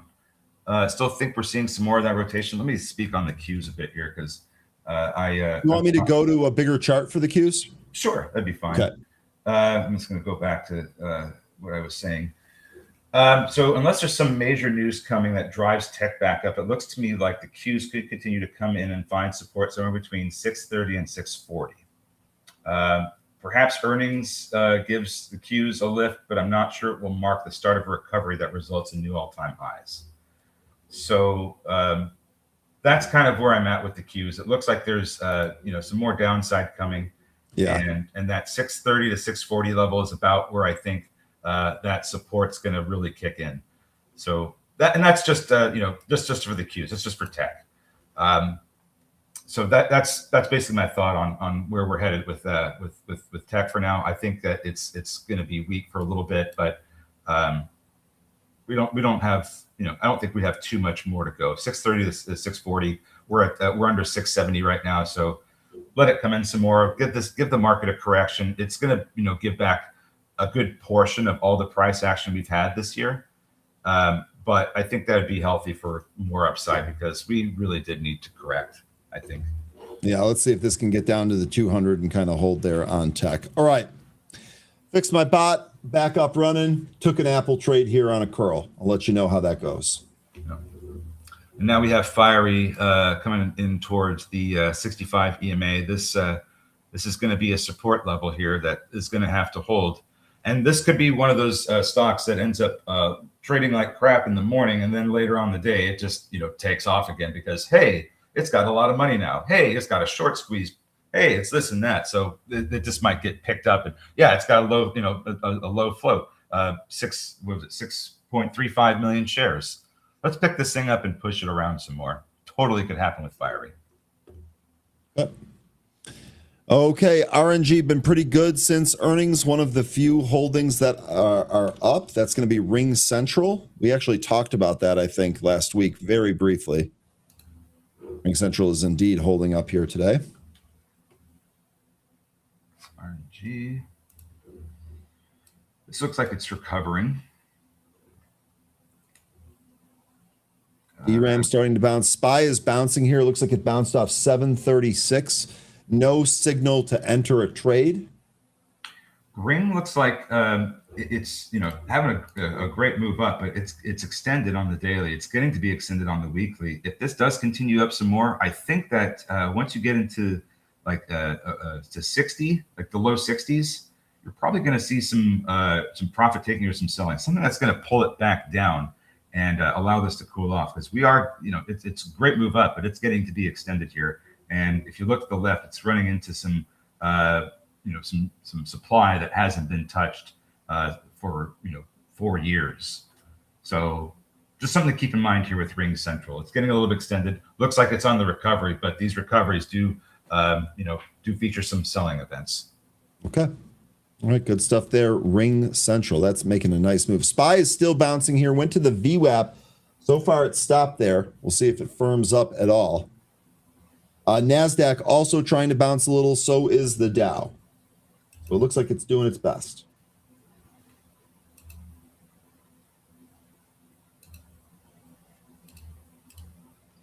Yeah, let's see. What was that one yesterday that had we drew the trend line? It went right to it, and then that was it for the whole day.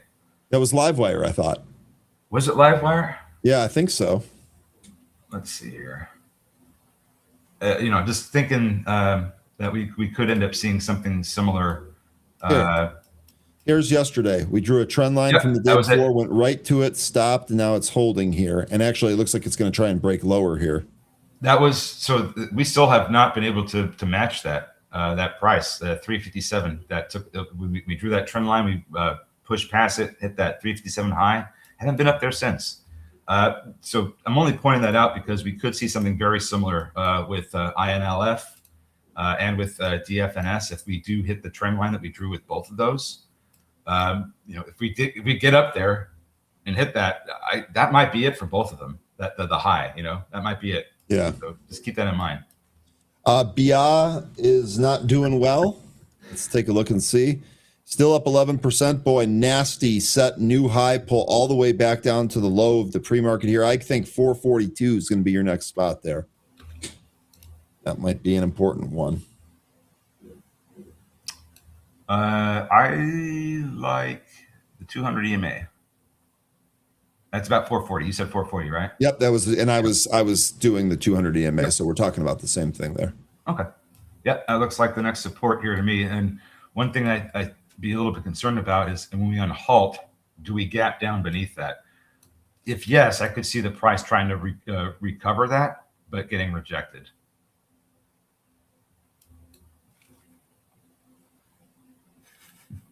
Wild's halt down, so now that's coming in as well.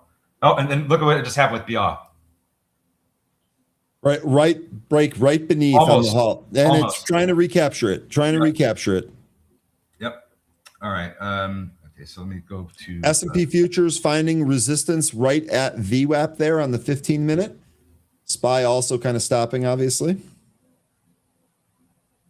Where did Wilds go? Type it in, unfortunately. Netflix is still, someone mentioned that earlier. Okay. Netflix still doing well. So with WLDS, this did also unhalt up at 528 or close to that, and then it sold and filled the gap to the downside. Now it's halted in a downside gap.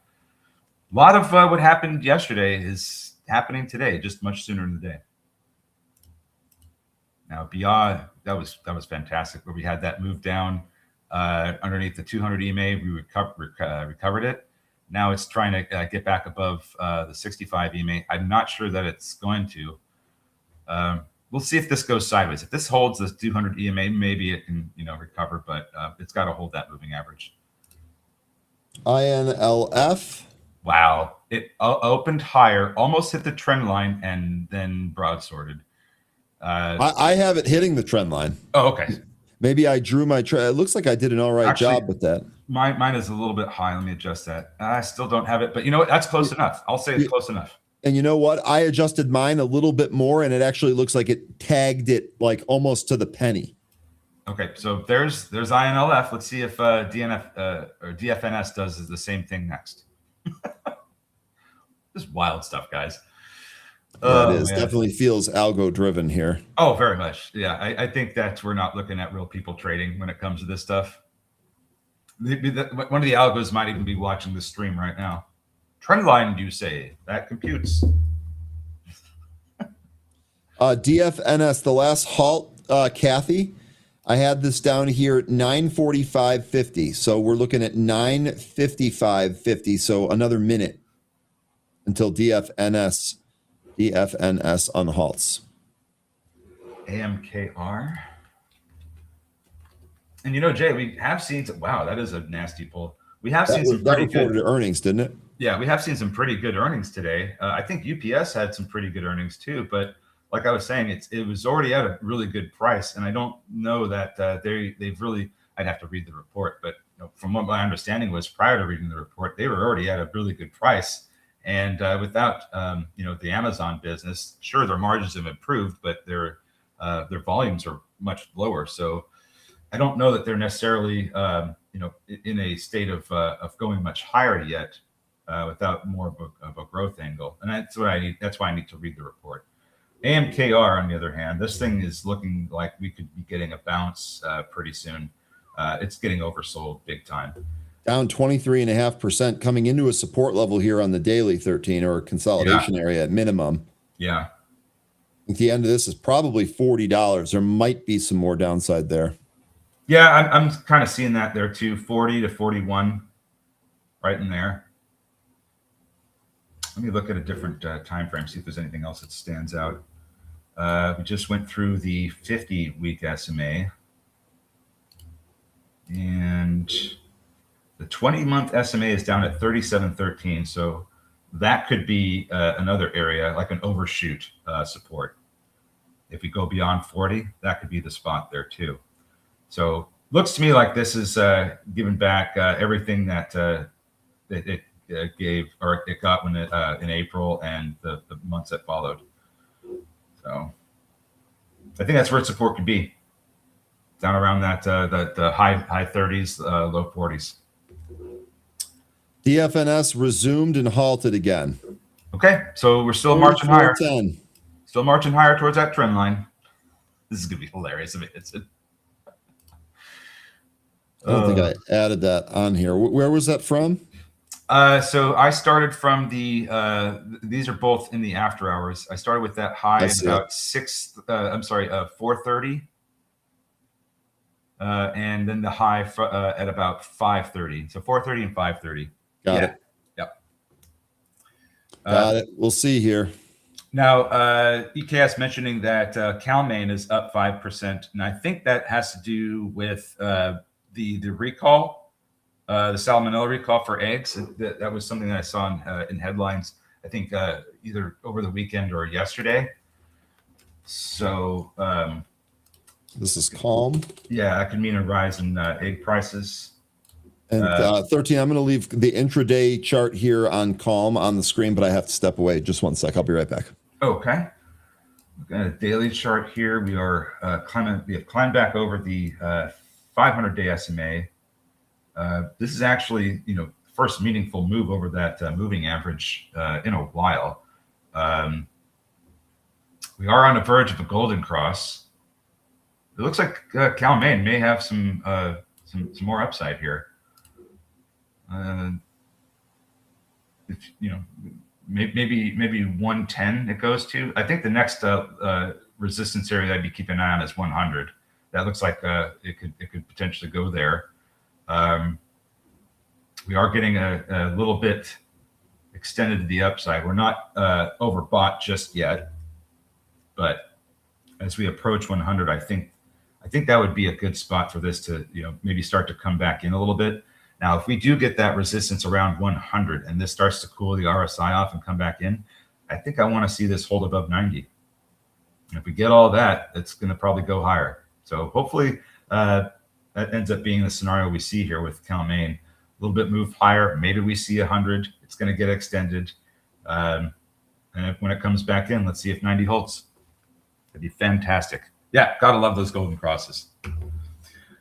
KHC, thank you for bringing that one up. I've already taken positions in this one. This is one of the consumer names that I started buying. Great to see this one climb much higher. We're approaching the 500-day SMA, and that is a value of 27.73. Would love to see that get over that moving average here. Sorry about that, 13. I'm back. No worries. And yes, it does have a golden cross. We were just looking at KHC, Kraft Heinz. On a daily? Yeah. Yeah, we are talking about food, but a lot of these consumer names are, they are food. And restaurants are starting to make a bit of a return here. I know that there's some folks that are kind of bullish on restaurants. I'm personally not right now, but I might be in the wrong on that one. We'll see how those pan out. Yeah, stay calm and take profits. What's causing SkyW to run the last few days? Earnings were okay, but stock is on fire. Let's take a look. That's Sky West. Mm-hmm. Yeah, we do have a bit of a move up. What is in this? So this is airlines. Sky West, I believe, runs planes for Delta. So I'm almost wondering if it's on, if we're seeing other airlines run, it's probably because the oil situation. If oil starts to drop, airlines are going to be one of the most heavily impacted with fluctuating energy costs. So low oil prices, I think you see airlines do better. Higher oil prices, airlines tend to come back in. Let's look at some other airlines and see if that's the case. And while 13's pulling that up here, FIRY looks like it's curling back up, trying to test its VWAP right here. So we'll see on FIRY if it can get through VWAP. Delta over the past few days has seen a recovery. It's run into the 20-day SMA, so it is getting some resistance there. But nonetheless, that's up over the past several days. United Airlines, same deal, running into its 20-day SMA. This one didn't have as good of a recovery. That's struggling with its 50-day SMA. And I'll look at Alaska as the last one and see if that tracks for us. This one, much better recovery, but once again, 20-day SMA. So all these airlines running into their 20-day SMAs were struggling with moving averages. But I think that's what you're seeing here when it comes to airlines. Why SkyWest is doing so much better, that's not immediately apparent to me, but let me see if I can figure that out. It is getting extended here too, so I wouldn't be surprised if this started to come back in very soon. It's got an RSI, a daily RSI of 73, and that's a little bit high. And we'll see what we get there. FIRY, it's trying to recapture its VWAP at 1223. See if it gets that. Okay, with SkyWest, it may be related to its share repurchase program. They when they had their earnings, they also approved a 250 million increase to its existing repurchase program. So that would be my thought here, is that we're probably seeing this move higher relative to the other airline names because there could be some share repurchasing happening here. Okay. I don't know if that's the case or not. If it's still subject to a lockup period or a blackout period.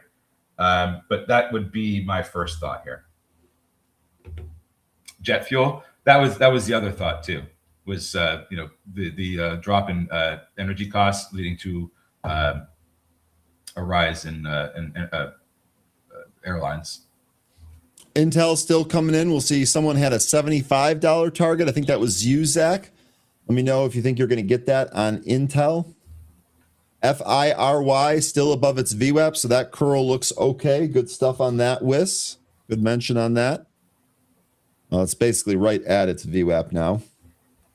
Oh, and just as I talked about it, pulled a little bit. Be sure to get your votes in on the poll. Appreciate you, producer. APLD being asked where I see support. Okay. There's a big trend line that I've got here that we're down at right now. So this would be the current support that I'd be looking at and going, we need to turn around soon. Let's see if you have it on your daily. If not, I can tell you where to draw it, because this thing is a support and resistance trend line that goes back to 2024.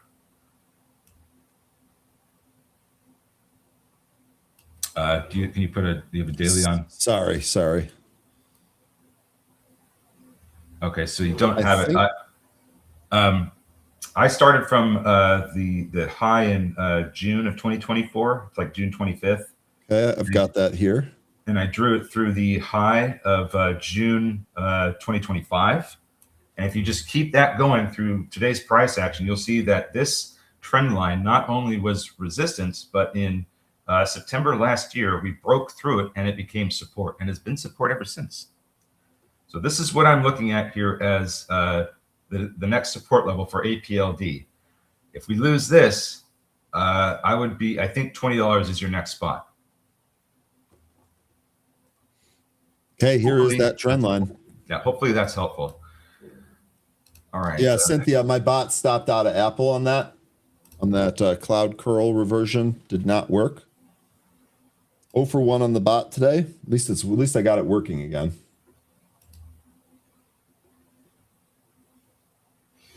Apple falling. Apple went up to 342.89 before reversing and now moving lower ahead of its earnings. It's still dealing with that trend line that I drew. I don't know if you've got it on yours, but I can tell you how to draw it, because this is the thing that I've been keeping an eye on for resistance. I'm not sure we're going to get back above this trend line just yet, but we'll see what happens with earnings. We will see.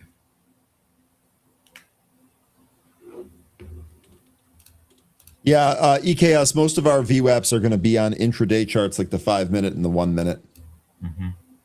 Help make that more clear. S&P futures at VWAP right now. SPY's trying to move above it. Does not have the strength to do that just yet.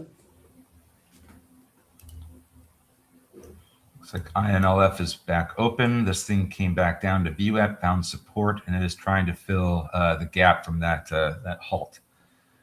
So if we do fill this gap, which it looks like it's trying to do, it's going to go to 560. And then what happens after that, I'm not sure. Fiery is trying to recapture its VWAP. If we do get a recapture, this may be on the path to additional recovery and could see some higher prices. DFNS unhalted, went to 36.69 and pulled. So this is the first red candle of the day. Hasn't gone up to the trend line yet. I don't know if this is going to result in this completely giving everything back that it put in here today. Let's see what we get from the unhalt. I think there is going to be some support down around 27 if this continues to come in some more. SPY turning around here. I did get a buy signal, but it was very quickly met with a sell signal, like the very next candle. So that was kind of a noisy alert there. INLF filled that gap and went a little bit higher than the gap, but now it's running into some sellers. Baiynd with a nice recovery after that unhalt that took it under the 200 EMA briefly. This is now trying to recapture the 65 EMA and the other smaller EMAs, but volume needs to be better if we're going to get back above that.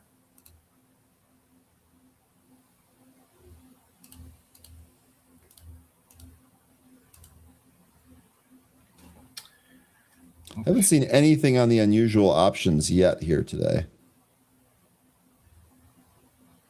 Nothing of note yet.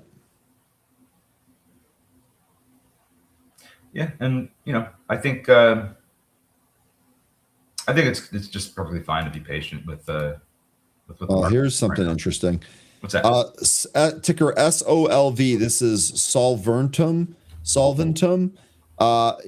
Gigantic call by here. 110 calls for January of 2027. Trader bought 5,000 of them, spent 1.2 million.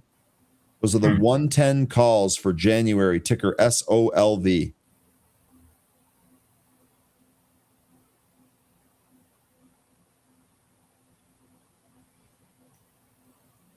That is interesting. SOLV. Bloom Energy 370 calls, 3,000 of them for $1 million. That expires September. Those are the 370 calls. Wow. Okay, so what's interesting about this is that the more you read into the what this company does, the more you're like, this is something that you would want to maybe own alongside X-Ray. And when you read the description, you might understand why, because they have a whole dental solutions segment. And if you're bullish on X-Ray, you might be bullish on this one. Healthcare company developing, manufacturing, commercializing solutions leveraging material stance, data science, and digital capabilities to address customer and patient needs. Segment includes med-surg, dental solutions, and offering dental and orthodontic products such as brackets, restorative cements, and bonding agents. Okay. Mm-hmm. That's when my ears and eyes perked up a bit. Yeah, that does. I don't blame you. Let's see. Yeah, they spent 180. Those calls are 125 by 190. Company's profitable. Pulls in $2 billion a quarter in rev. Solventum was formerly healthcare business of 3M. Okay. Oh, okay. So this was a spinoff. Is that what you're saying? That is what he's saying. As part of 3M, the business that became Solventum generated approximately $8.2 billion in sales in 2023.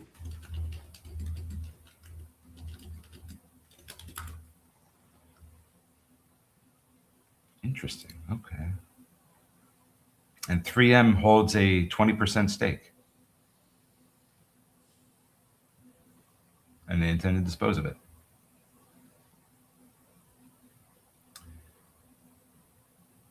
I'm going to refresh Pro here. Sorry.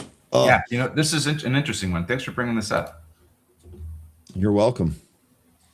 You're welcome. Interesting call by there. I'm obviously thinking about following here. They're 130 by 195 now on those calls. Again, that's the January 110s. And that would be the highest it's ever traded too. What's interesting is that this is a big resistance area that it's climbed up to. If you look at a daily chart, just look to the left. We've been up here before several times. Every time rejected. Could this be different? Okay, that is interesting. Tess is asking if there's news on Dell. Check. Dell down 13%. I don't have any fresh news on this. This looks like this is with the market and the pullback in tech and memory names.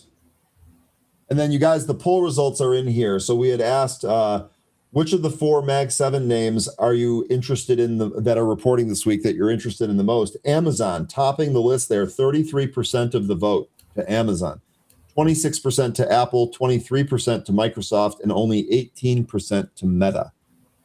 So Amazon, the darling of that poll question. Thanks for voting.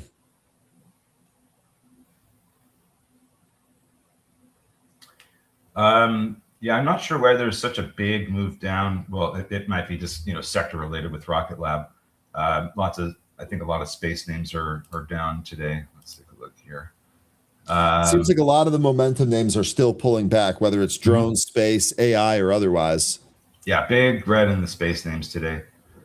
So it's not just just the one name. It's a lot of them, because Rocket Lab just got another Space Force contract for $266 million. I think that at some point this is going to get too cheap to ignore. I'm not a buyer quite yet. My cost on this is still much lower, but it's getting to the point where I'm thinking about it again. It looks like this is at we're losing a pretty important trend line right now, and if this continues to come in some more, I think we could see this in the 50s, the low 50s. But we'll see. I still think this is going to be great longer term, but it had a really big move earlier this year, and it's just giving that all back right now. But I think it's getting to the point where it's pretty undervalued. So just need some time. Solve as a long-term hold. It sounds like it. It looks like it could be a really good one. I don't know I've ever looked at that stock until today, until those unusual options. INLF. Sorry, go ahead. That's all right. Market not done selling off yet. We're rolling over to the bottom. Let me put INLF on the screen here, though, 13. Yeah, it's halted it again, and it's trying to hit that trend line again. We'll see. We're still waiting for DFNS to unhalt. That's still halted from that red candle. So I would think that pretty soon we see this unhalt, but we'll see. BIA is still trying to recover and recapture that 65 EMA. It's not happened yet. Wild is back over its 65. I'm sorry, it's VWAP. SPY about to retest its intraday lows there. Don't forget, we got Anne-Marie coming up in 15 minutes. And also, don't forget, 13, your schedule is changing next week. I don't want anyone to be surprised. We've done the best job we possibly can to inform you folks. And frankly, we don't know when you're going to be showing up, right? Still haven't figured out what time, so we're going to figure it out together. I will be showing up. I just can't tell you exactly when yet because I don't know. But I will be coming on just later. That's all. That's all right. We'll hold the fort down until you get here, buddy. Yep.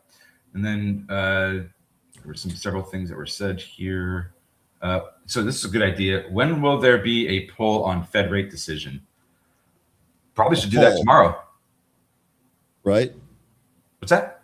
Poll is what you said there, not poll. Yeah, poll on Fed rate decision. Gotcha.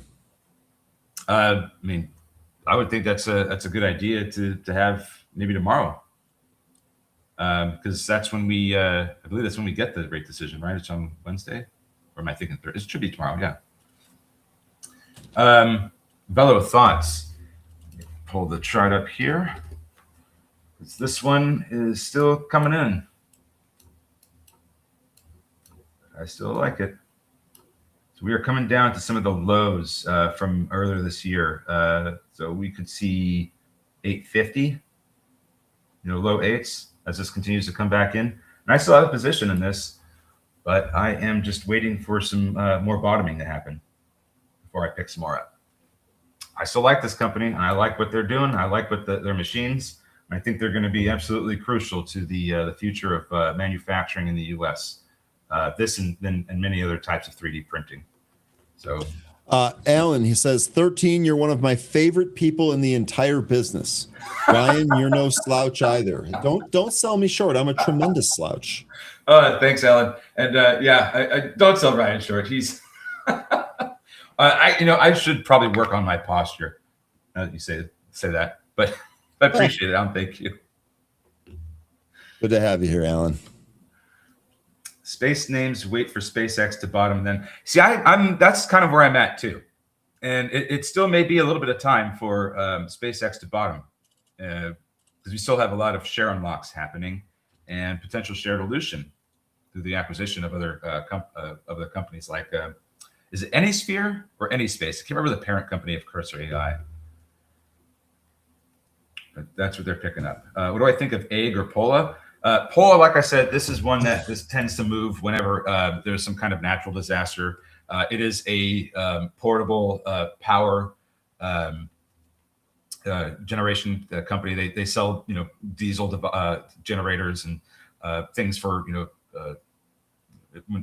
that are disaster related. So if you need power where there's no power that to be had, that's where Pola sees a rise. But other than that, it tends to not trade very well. Egg, on the other hand, let me see this. I don't think I've looked at this one before. This is a Singapore company, Enigmatic. That's what it looks like this is. And what is this thing doing on the daily chart? It's dropping massively one day, recovering massively the next. Well, let me look at the news.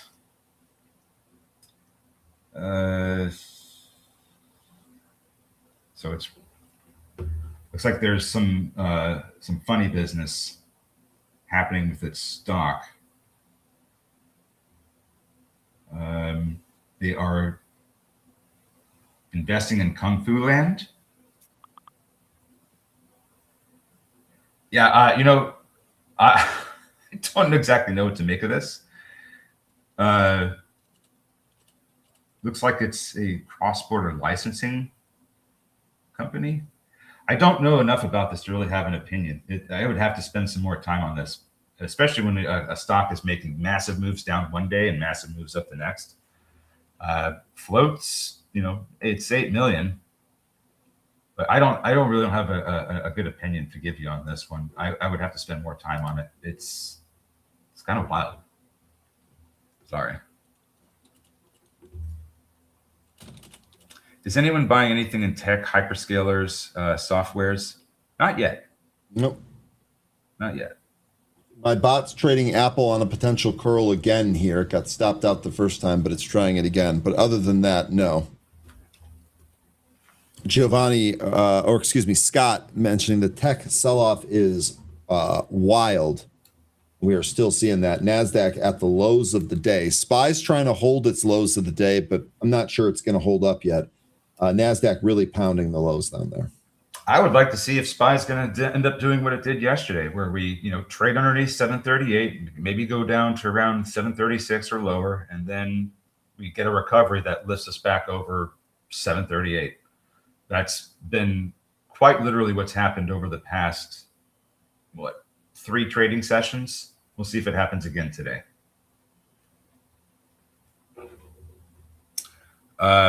There was news from China that's affecting chips. I can't imagine what that was, because most of the news that I've been seeing that would affect chips is coming out of Singapore and Japan and Korea. Tightening on margin accounts and borrowing. There's a lot of we have the SK Hynix ordeal with. Sorry to interrupt here. FIRY looks like this is now moving through the VWAP, perhaps up towards 14. Oh, cool. I'll leave it on screen while you go through that. Yeah, so there's like several things that are happening in the chip sector, and the divorce thing with SK Hynix that's causing a lot of weakness, and I think that there's a bunch of other different things happening in the chip sector from different companies that are also contributing to this. I haven't seen something specifically out of China that would affect this. I don't think it's the new memory company that's been getting piled into. Surely surely that's getting some attention, but I don't think it's causing a broad sell-off in tech and other markets. Their own ASML, so I saw that they have a DUV machine, I think is what it was called, that they are they start mass producing them. So here's the thing you got to understand about that.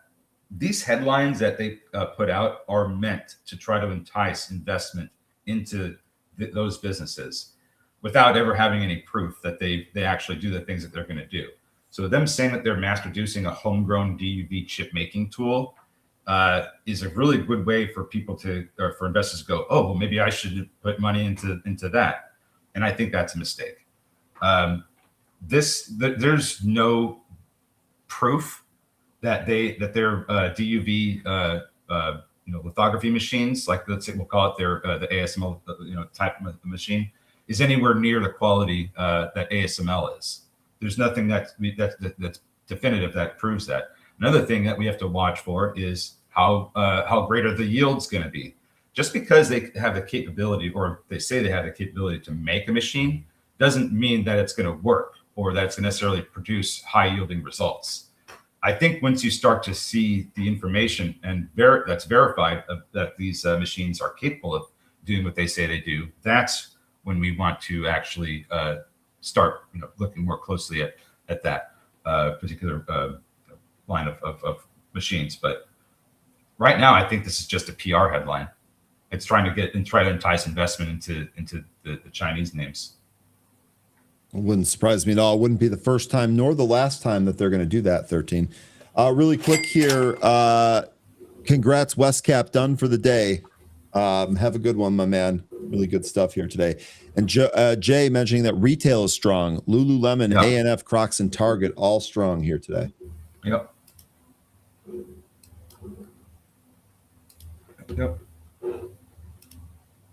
INLF blasted through that trend line. So didn't touch this one. I just didn't want to get involved with this one, but it is putting in a great move. And it looks like DFNS is starting to come back in a little bit, but it's not giving up just yet. BIYA back above its 65 EMA, but still running into selling pressure.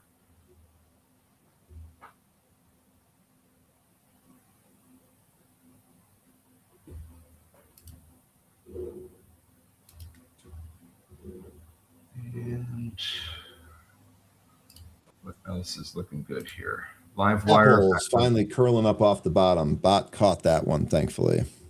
So I wonder if we're going to start seeing some recovery here. Maybe it happens after lunch, but I wonder if we're going to start seeing some recovery here as we saw with those past trading days. SPY looks like it's trying to go through VWAP right now. S&P futures also getting rejected right at the VWAP line. They're literally wicking up to that VWAP line.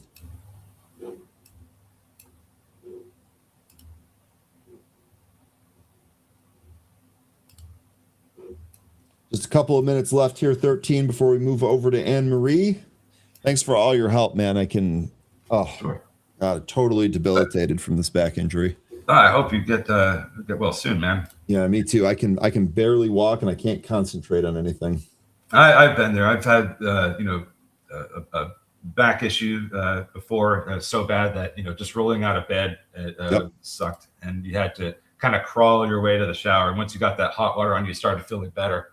But yeah, it's something that is tough for mobility. Yep, I get them occasionally. I've been getting it since I played hockey. God world. What? It's a God world. Fiery, still not done. This is trying to push higher here. Maybe there's some more left in this tank. And there's it's coming back up to 13. Not me, the price. And we're on the other side of 13 now. Still more potential squeezing here in FIRY. That's looking pretty good. That one finally. Here, let me refresh. I don't know what's going on with my internet here. Yeah, Can-Amp, that's the case. I'm going to be, it's more that I'm just going to be around more for my boys in the morning. And, they have some other school stuff that they are going to be starting. So I'm going to be more part of that. But I will be here. I will be here just a little bit later. Back issues are the worst. Absolutely. Oracle down 4%. Is that still continuing to put in some new session lows? Or not session, but yearly lows. We're getting pretty close, not too far away before we start putting in a new 52-week low, which could be more like a 104-week low.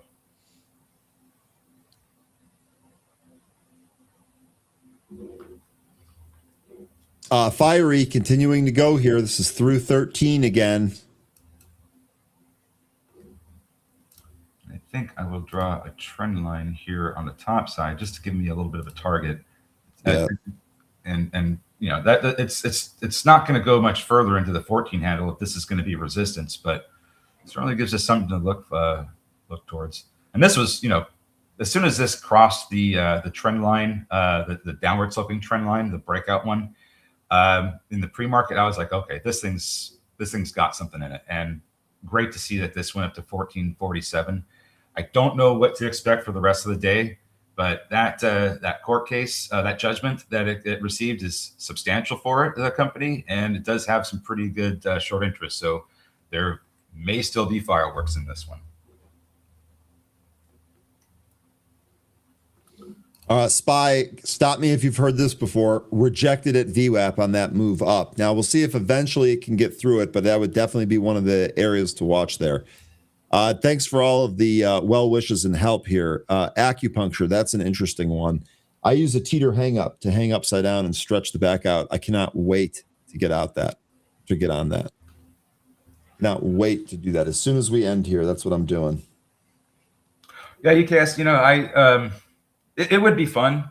I just have to kind of like get a good schedule ahead of me, and then I can probably do something like that where I have my own YouTube. That's not a plan I have in the future at all. There's other things I would like to do, but for now it's just going to be about family, and then we'll see what happens later on. I'm not done. I'm not done by any means. I was going to say, you seem way too into this to be done. All right. 13, any closing words for the group before we move over to Anne Marie? Well, I am done for today. So on that note, hope everybody has a wonderful rest of your day. Great trading. Still looks like a lot of these movers may have something left in them, but just make sure you have yourself protected. If you're trading these, they can give up their gains in an instant. But until tomorrow, hope everybody has a wonderful rest of your day. Have a great time with Anne-Marie, and I will see you all on Wednesday. Take care. Goodbye.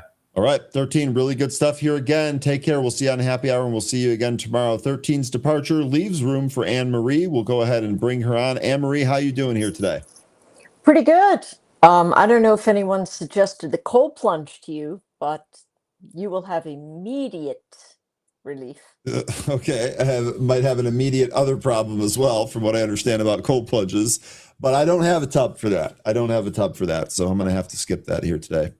Hey, listen, I've been in Chicago cold showers, and I've had that back pain. You can actually even fill your tub up with the Chicago cold water and give yourself a shot. Might have to try that. I mean, it is so bad. I can't even I can't focus. I can't see the numbers on the screen correctly. It is just, it's so awful. Well, talking through can't wait to be done here. Can't wait to be done here, Anne-Marie. What do you got for us here today? So what I wanted you to look at was the map, and this is really what I've been talking about for the last couple of weeks. The shift to very much majority of financials, healthcare, and now today is clearly risk off with all the movement into consumer staples. We can see that really well. You talked about the route in chips, and that is very likely continuing. It's probably flushing faster than it would normally, but it certainly did run faster than normal as well. And so what we're just seeing is a natural repricing of risk, reevaluation of everything that's going on. And then, who's really getting hurt are the folks who come in and see things, oh my gosh, this is going higher and higher and higher and higher, and I have to buy some, and then really getting caught in the flush. So My thought is the following. August and into, I can't believe that we are 3 days away from August. I But can't either. I feel like I yeah, blinked and this year just disappeared. yeah, it's insane. So what we're staring down really, I think, is a sideways grinding motion. And I suspect that all the bounces are going to sell. Now, Okay. all the news in the overnight, everybody was talking about, Fed Warsh is going to raise rates, and I don't think he's going to raise rates at all. He's going to pull some other kinds of strings. But what I do believe is that this bounce that we're seeing is going to fade, this morning bounce. And we can start with SPY, and I'll show you why. Okay. So here we are with SPY. We're caught. This is the big, fat, nasty patch that we're in the midst of that really could go all the way down to 710. So I actually need to put an alert there. I thought I had one. So it could go all the way to 710, but we really are just reverting to a mean of sorts. And wow, somebody just sold a lot of the high yield debt in a bullish move. Okay, so this is what we're seeing. It's really sideways. This is a monthly VWAP. This is a linear regression. And so that linear regression has started fading down. We have a wick. We have lower volume down here. So my suspicion is that we lose this bounce and we eat up all the demand that's sitting below here from this doji right here. But I think it's only a matter of time before we head back to that doji at 728. That being said, if I'm wrong, the pre-market low will hold and the 930 low will hold. And those two are almost identical at this time. So that's really what we want to look for. In terms of trading, let's think about this. We've got a bunch of us, a bunch of these guys are on Wednesday and Thursday. We have a huge move. And then we've got Wednesday's FOMC meeting with an FOMC chair that likes to keep things close to the vest. So it's going to be a surprise no matter what it is. And we see everybody planning for that over the next little bit. Consumer staples down, healthcare down. Financials, particularly banks, tend to hold. They make more money when interest rates are higher because they can fiddle with those spreads. And so you can see that they're anticipating that that might be a certain thing. But if you listen to Lawrence McDonald, he thinks that banks and insurance companies are holding the bag for all this hyperscaling debt, which could end up being a little bit of a problem. So what to do? Energy is going to be a buy the dip formation for the near term. But the dips, remember, when things start selling off and people have to make margin, they're going to sell their winners and their losers. They're going to sell indiscriminately. So far, this looks nothing like indiscriminate. It's very organized motion. So you want to hide where the organized motion is sitting right now. So first things first, we had UPS come out, really great numbers, right? Mm-hmm. And they raised guidance and they're lower.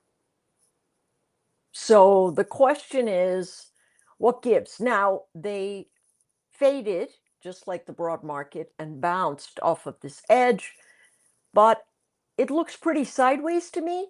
So, unless you're being, let's say you want to trade a really short cycle. And really, I don't know how many of us on the stream are sitting in a space where we go, hey, I want to take a short cycle trade. You could trade a bounce off of this edge back into the top of 115. That's reasonable. If you want to try that, you could try it for a 10-day cycle and just say, you know, I'm going to do the, oh gee, I would like to have a spread. You could do the 108, 113. That gives you 5, and it's $1.60. Nothing's going to be cheap. Vol is rising across the board. And because vol is rising across the board, debit spreads are going to be more expensive. Credit spreads are going to give you more premium, but more premium always means more risk.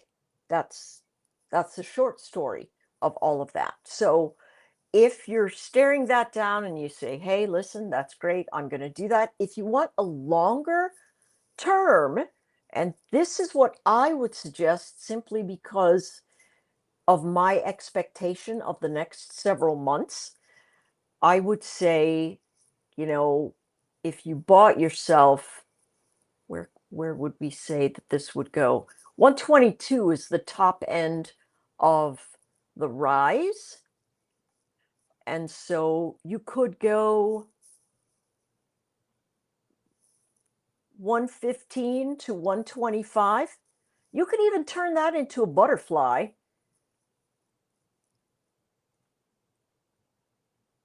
Uh, 135. And it's $1.30, much cheaper.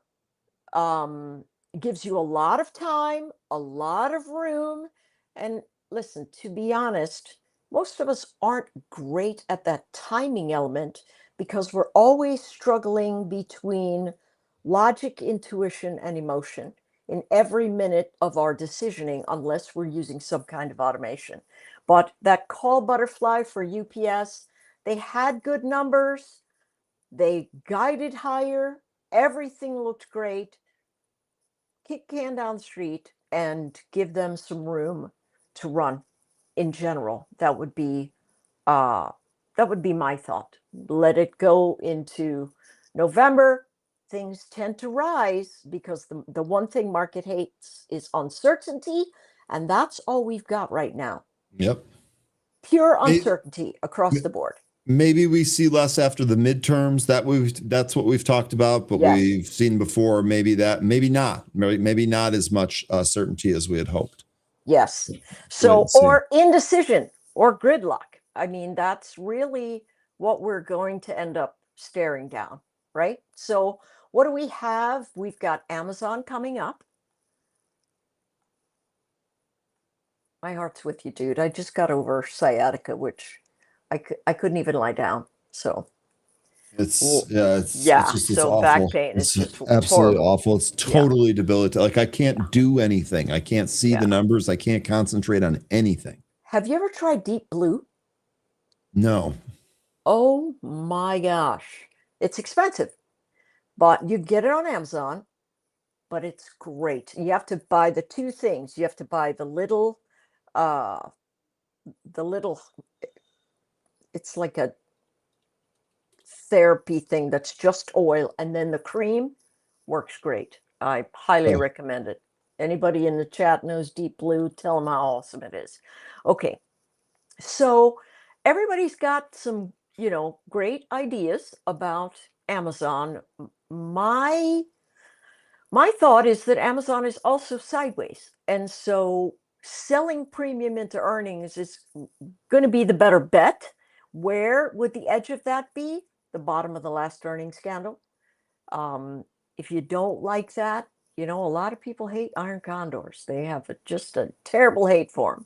And so you might say, well, let me wait until earnings comes, let it bounce off of that 200, and then I'll take the trade as it moves back up into the northern territories. Amazon feels like it's going to hold.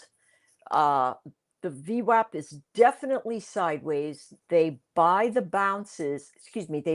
fade off that VWAP just about every single time, even if it heads lower. So if you buy the dip and it bounces but does not breach the VWAP, you're going to have yourself a shot at getting out of the trade before it goes really upside down.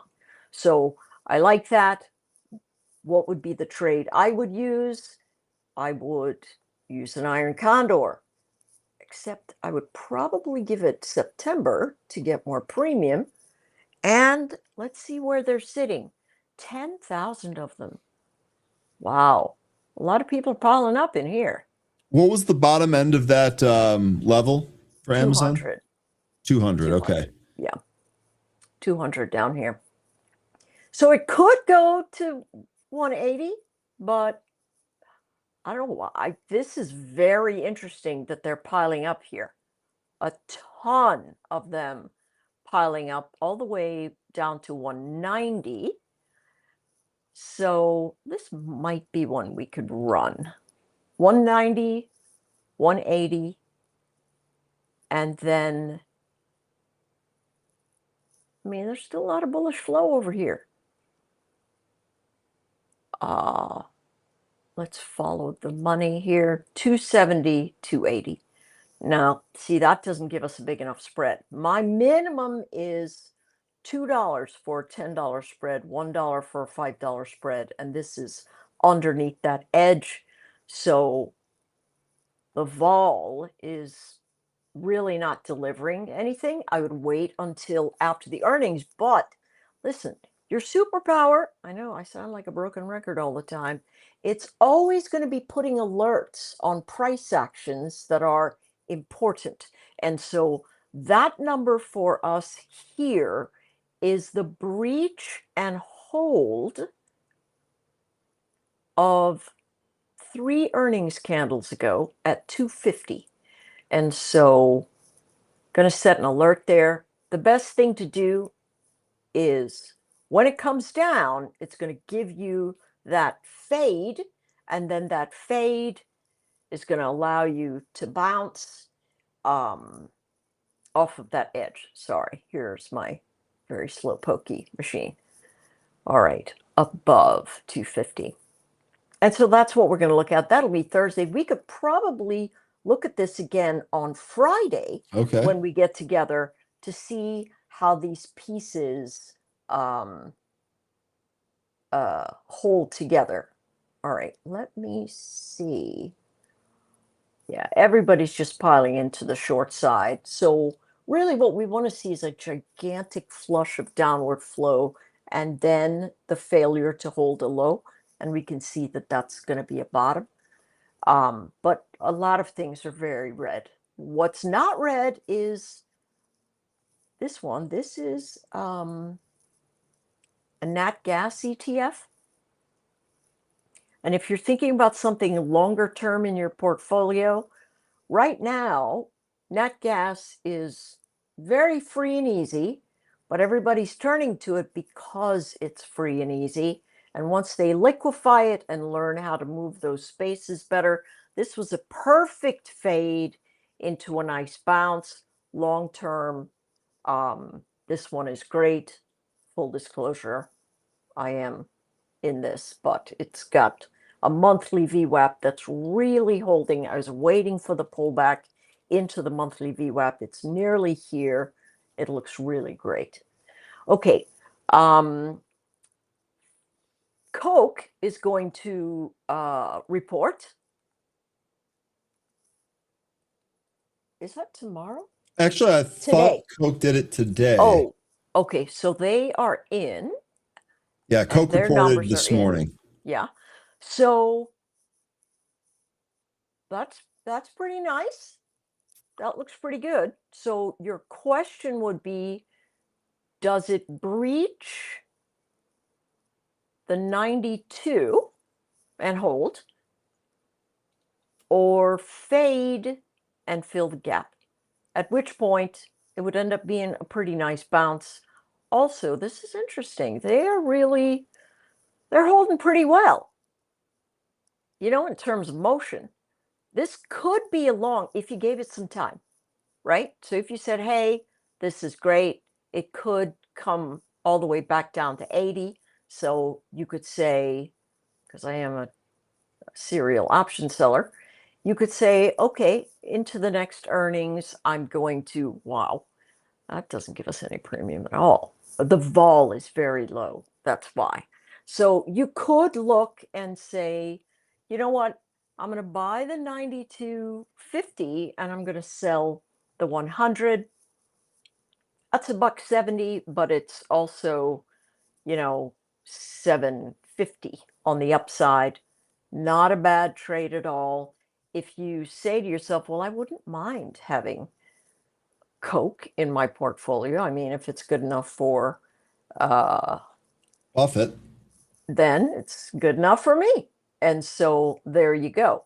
But it's doing well. It's holding up nicely. So dips are going to remain buys. They're going to remain buys. Now, here's the thing. There's the monthly VWAP. What we have a tendency to do with the monthly VWAP, we can expand away from it. But because the monthly VWAP holds so much data, reversion to that edge is often likely. And so you either want to look at maybe 86 or the fill of the gap at 84 and wait for it. Now, a lot of us, we have this problem where we can't wait because we don't want to miss out.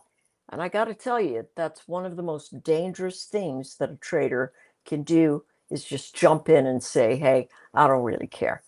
All right.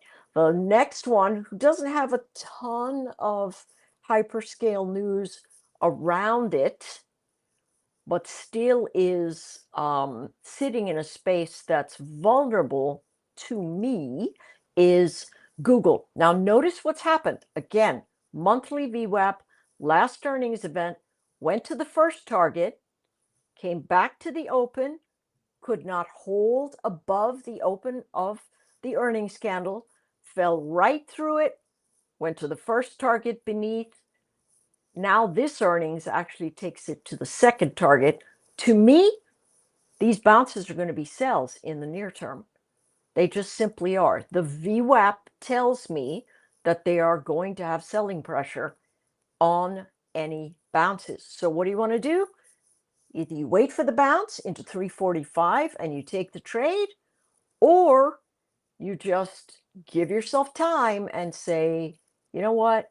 I am going to, this one's actually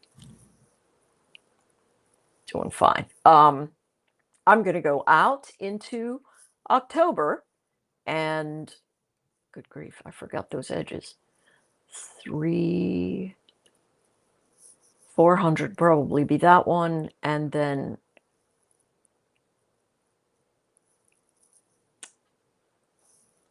$275. So we have, if we go out to October, 275, 265.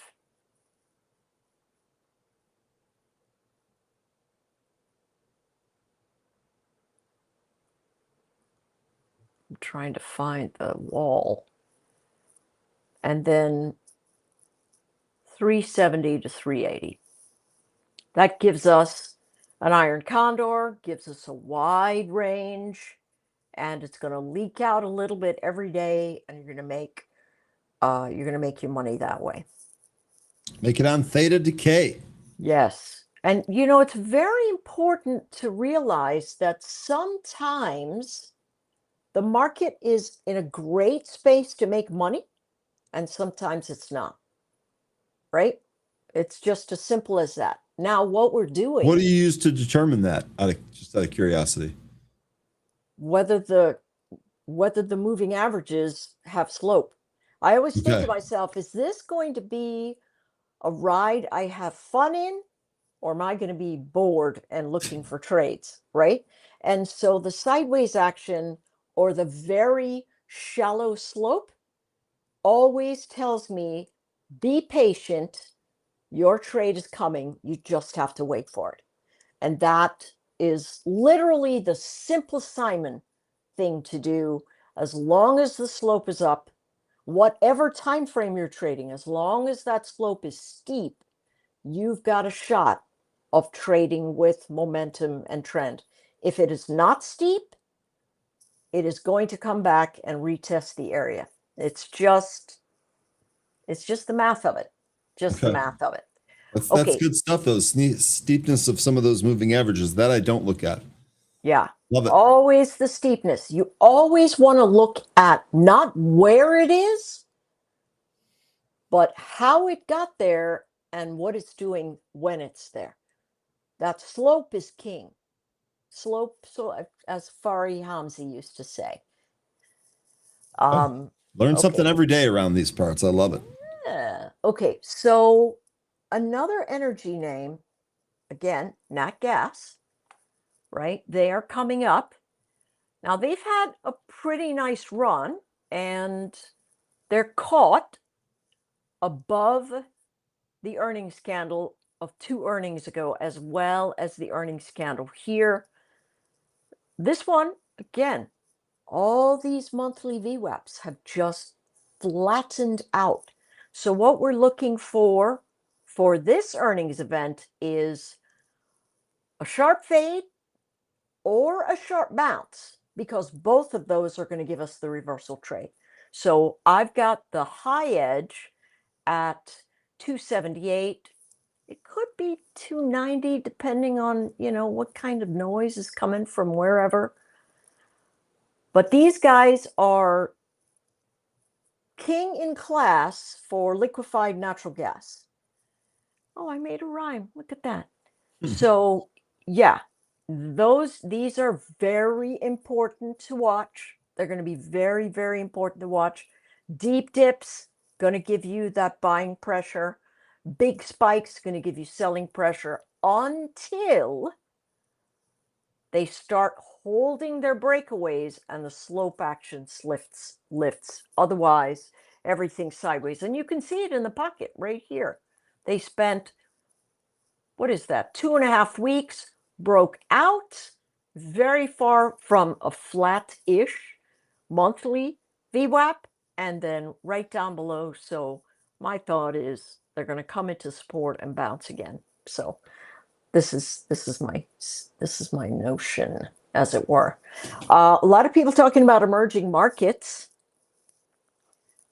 I don't know if it's us so much, but there's a group of folks that are banging the drum on small cap, and that's a song that's got a really sad ending. Because if rates continue to rise, and listen, they are rising irrespective of what Warsh is doing.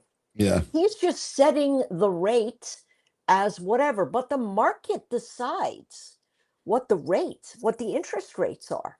And so if these guys that are calling for small caps and emerging markets to continue to hold, I would say, you know what, the next bounce, look at how nice and negative this trend is. The next bounce makes a great selling opportunity in this space. Some of us don't really like to sell things because we think it's, bad, but it's really something to watch. Set an alert right there.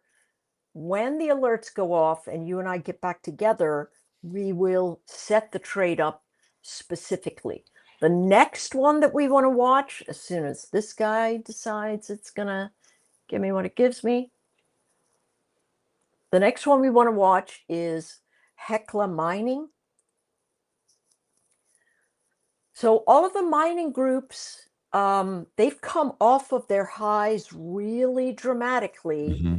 But the fact of the matter is, we're going to need stuff coming out of the ground. Copper, lithium, aluminum, you name it. It's going to seem like we're going to need more of that too. We're not just going to need the same amount or less. I feel like everything we need more and more. Yes. And there's only a limited amount of these. So eventually the raw product is going to be better to hold because the margins are going to get compressed, but that's years down the road. We're still only 3 years into a commodity super cycle. And so in my mind, so what are we staring down? Here they are at their last earnings event. Here's a new one that's coming in. Everybody that rushed into gold is going to lose faith right around this $11 event in Hecla Mining. When it gets there, I think it's going to be a buy for a while, holding very, very well. The next one is Anaco Mines. Look at this one. It's given up almost half, right? It probably will give up half before it's done, but also this is one of the most well-run mines that's out there. So if you say, hey, I want to buy it on the cheap before earnings, you can. We've just got headwinds here. All of these mining companies use diesel fuel, and diesel is what we're having a problem with because we aren't playing nice with Canada, and they've got the sour heavy. The only other place to go is Venezuela, and that place is a dumpster fire. Only Chevron can pull things out of there. And so, my thought is let it go into earnings. That is tomorrow after the close. See if it comes into this 120 area. And then you can do a covered call. You can do a butterfly. You can do all kinds of things. But we'll be able to talk about that on Friday as well. Okay. A lot of places in a wait state. I hate to sound like I'm punting, but I literally am hands off the wheel for a lot of this stuff.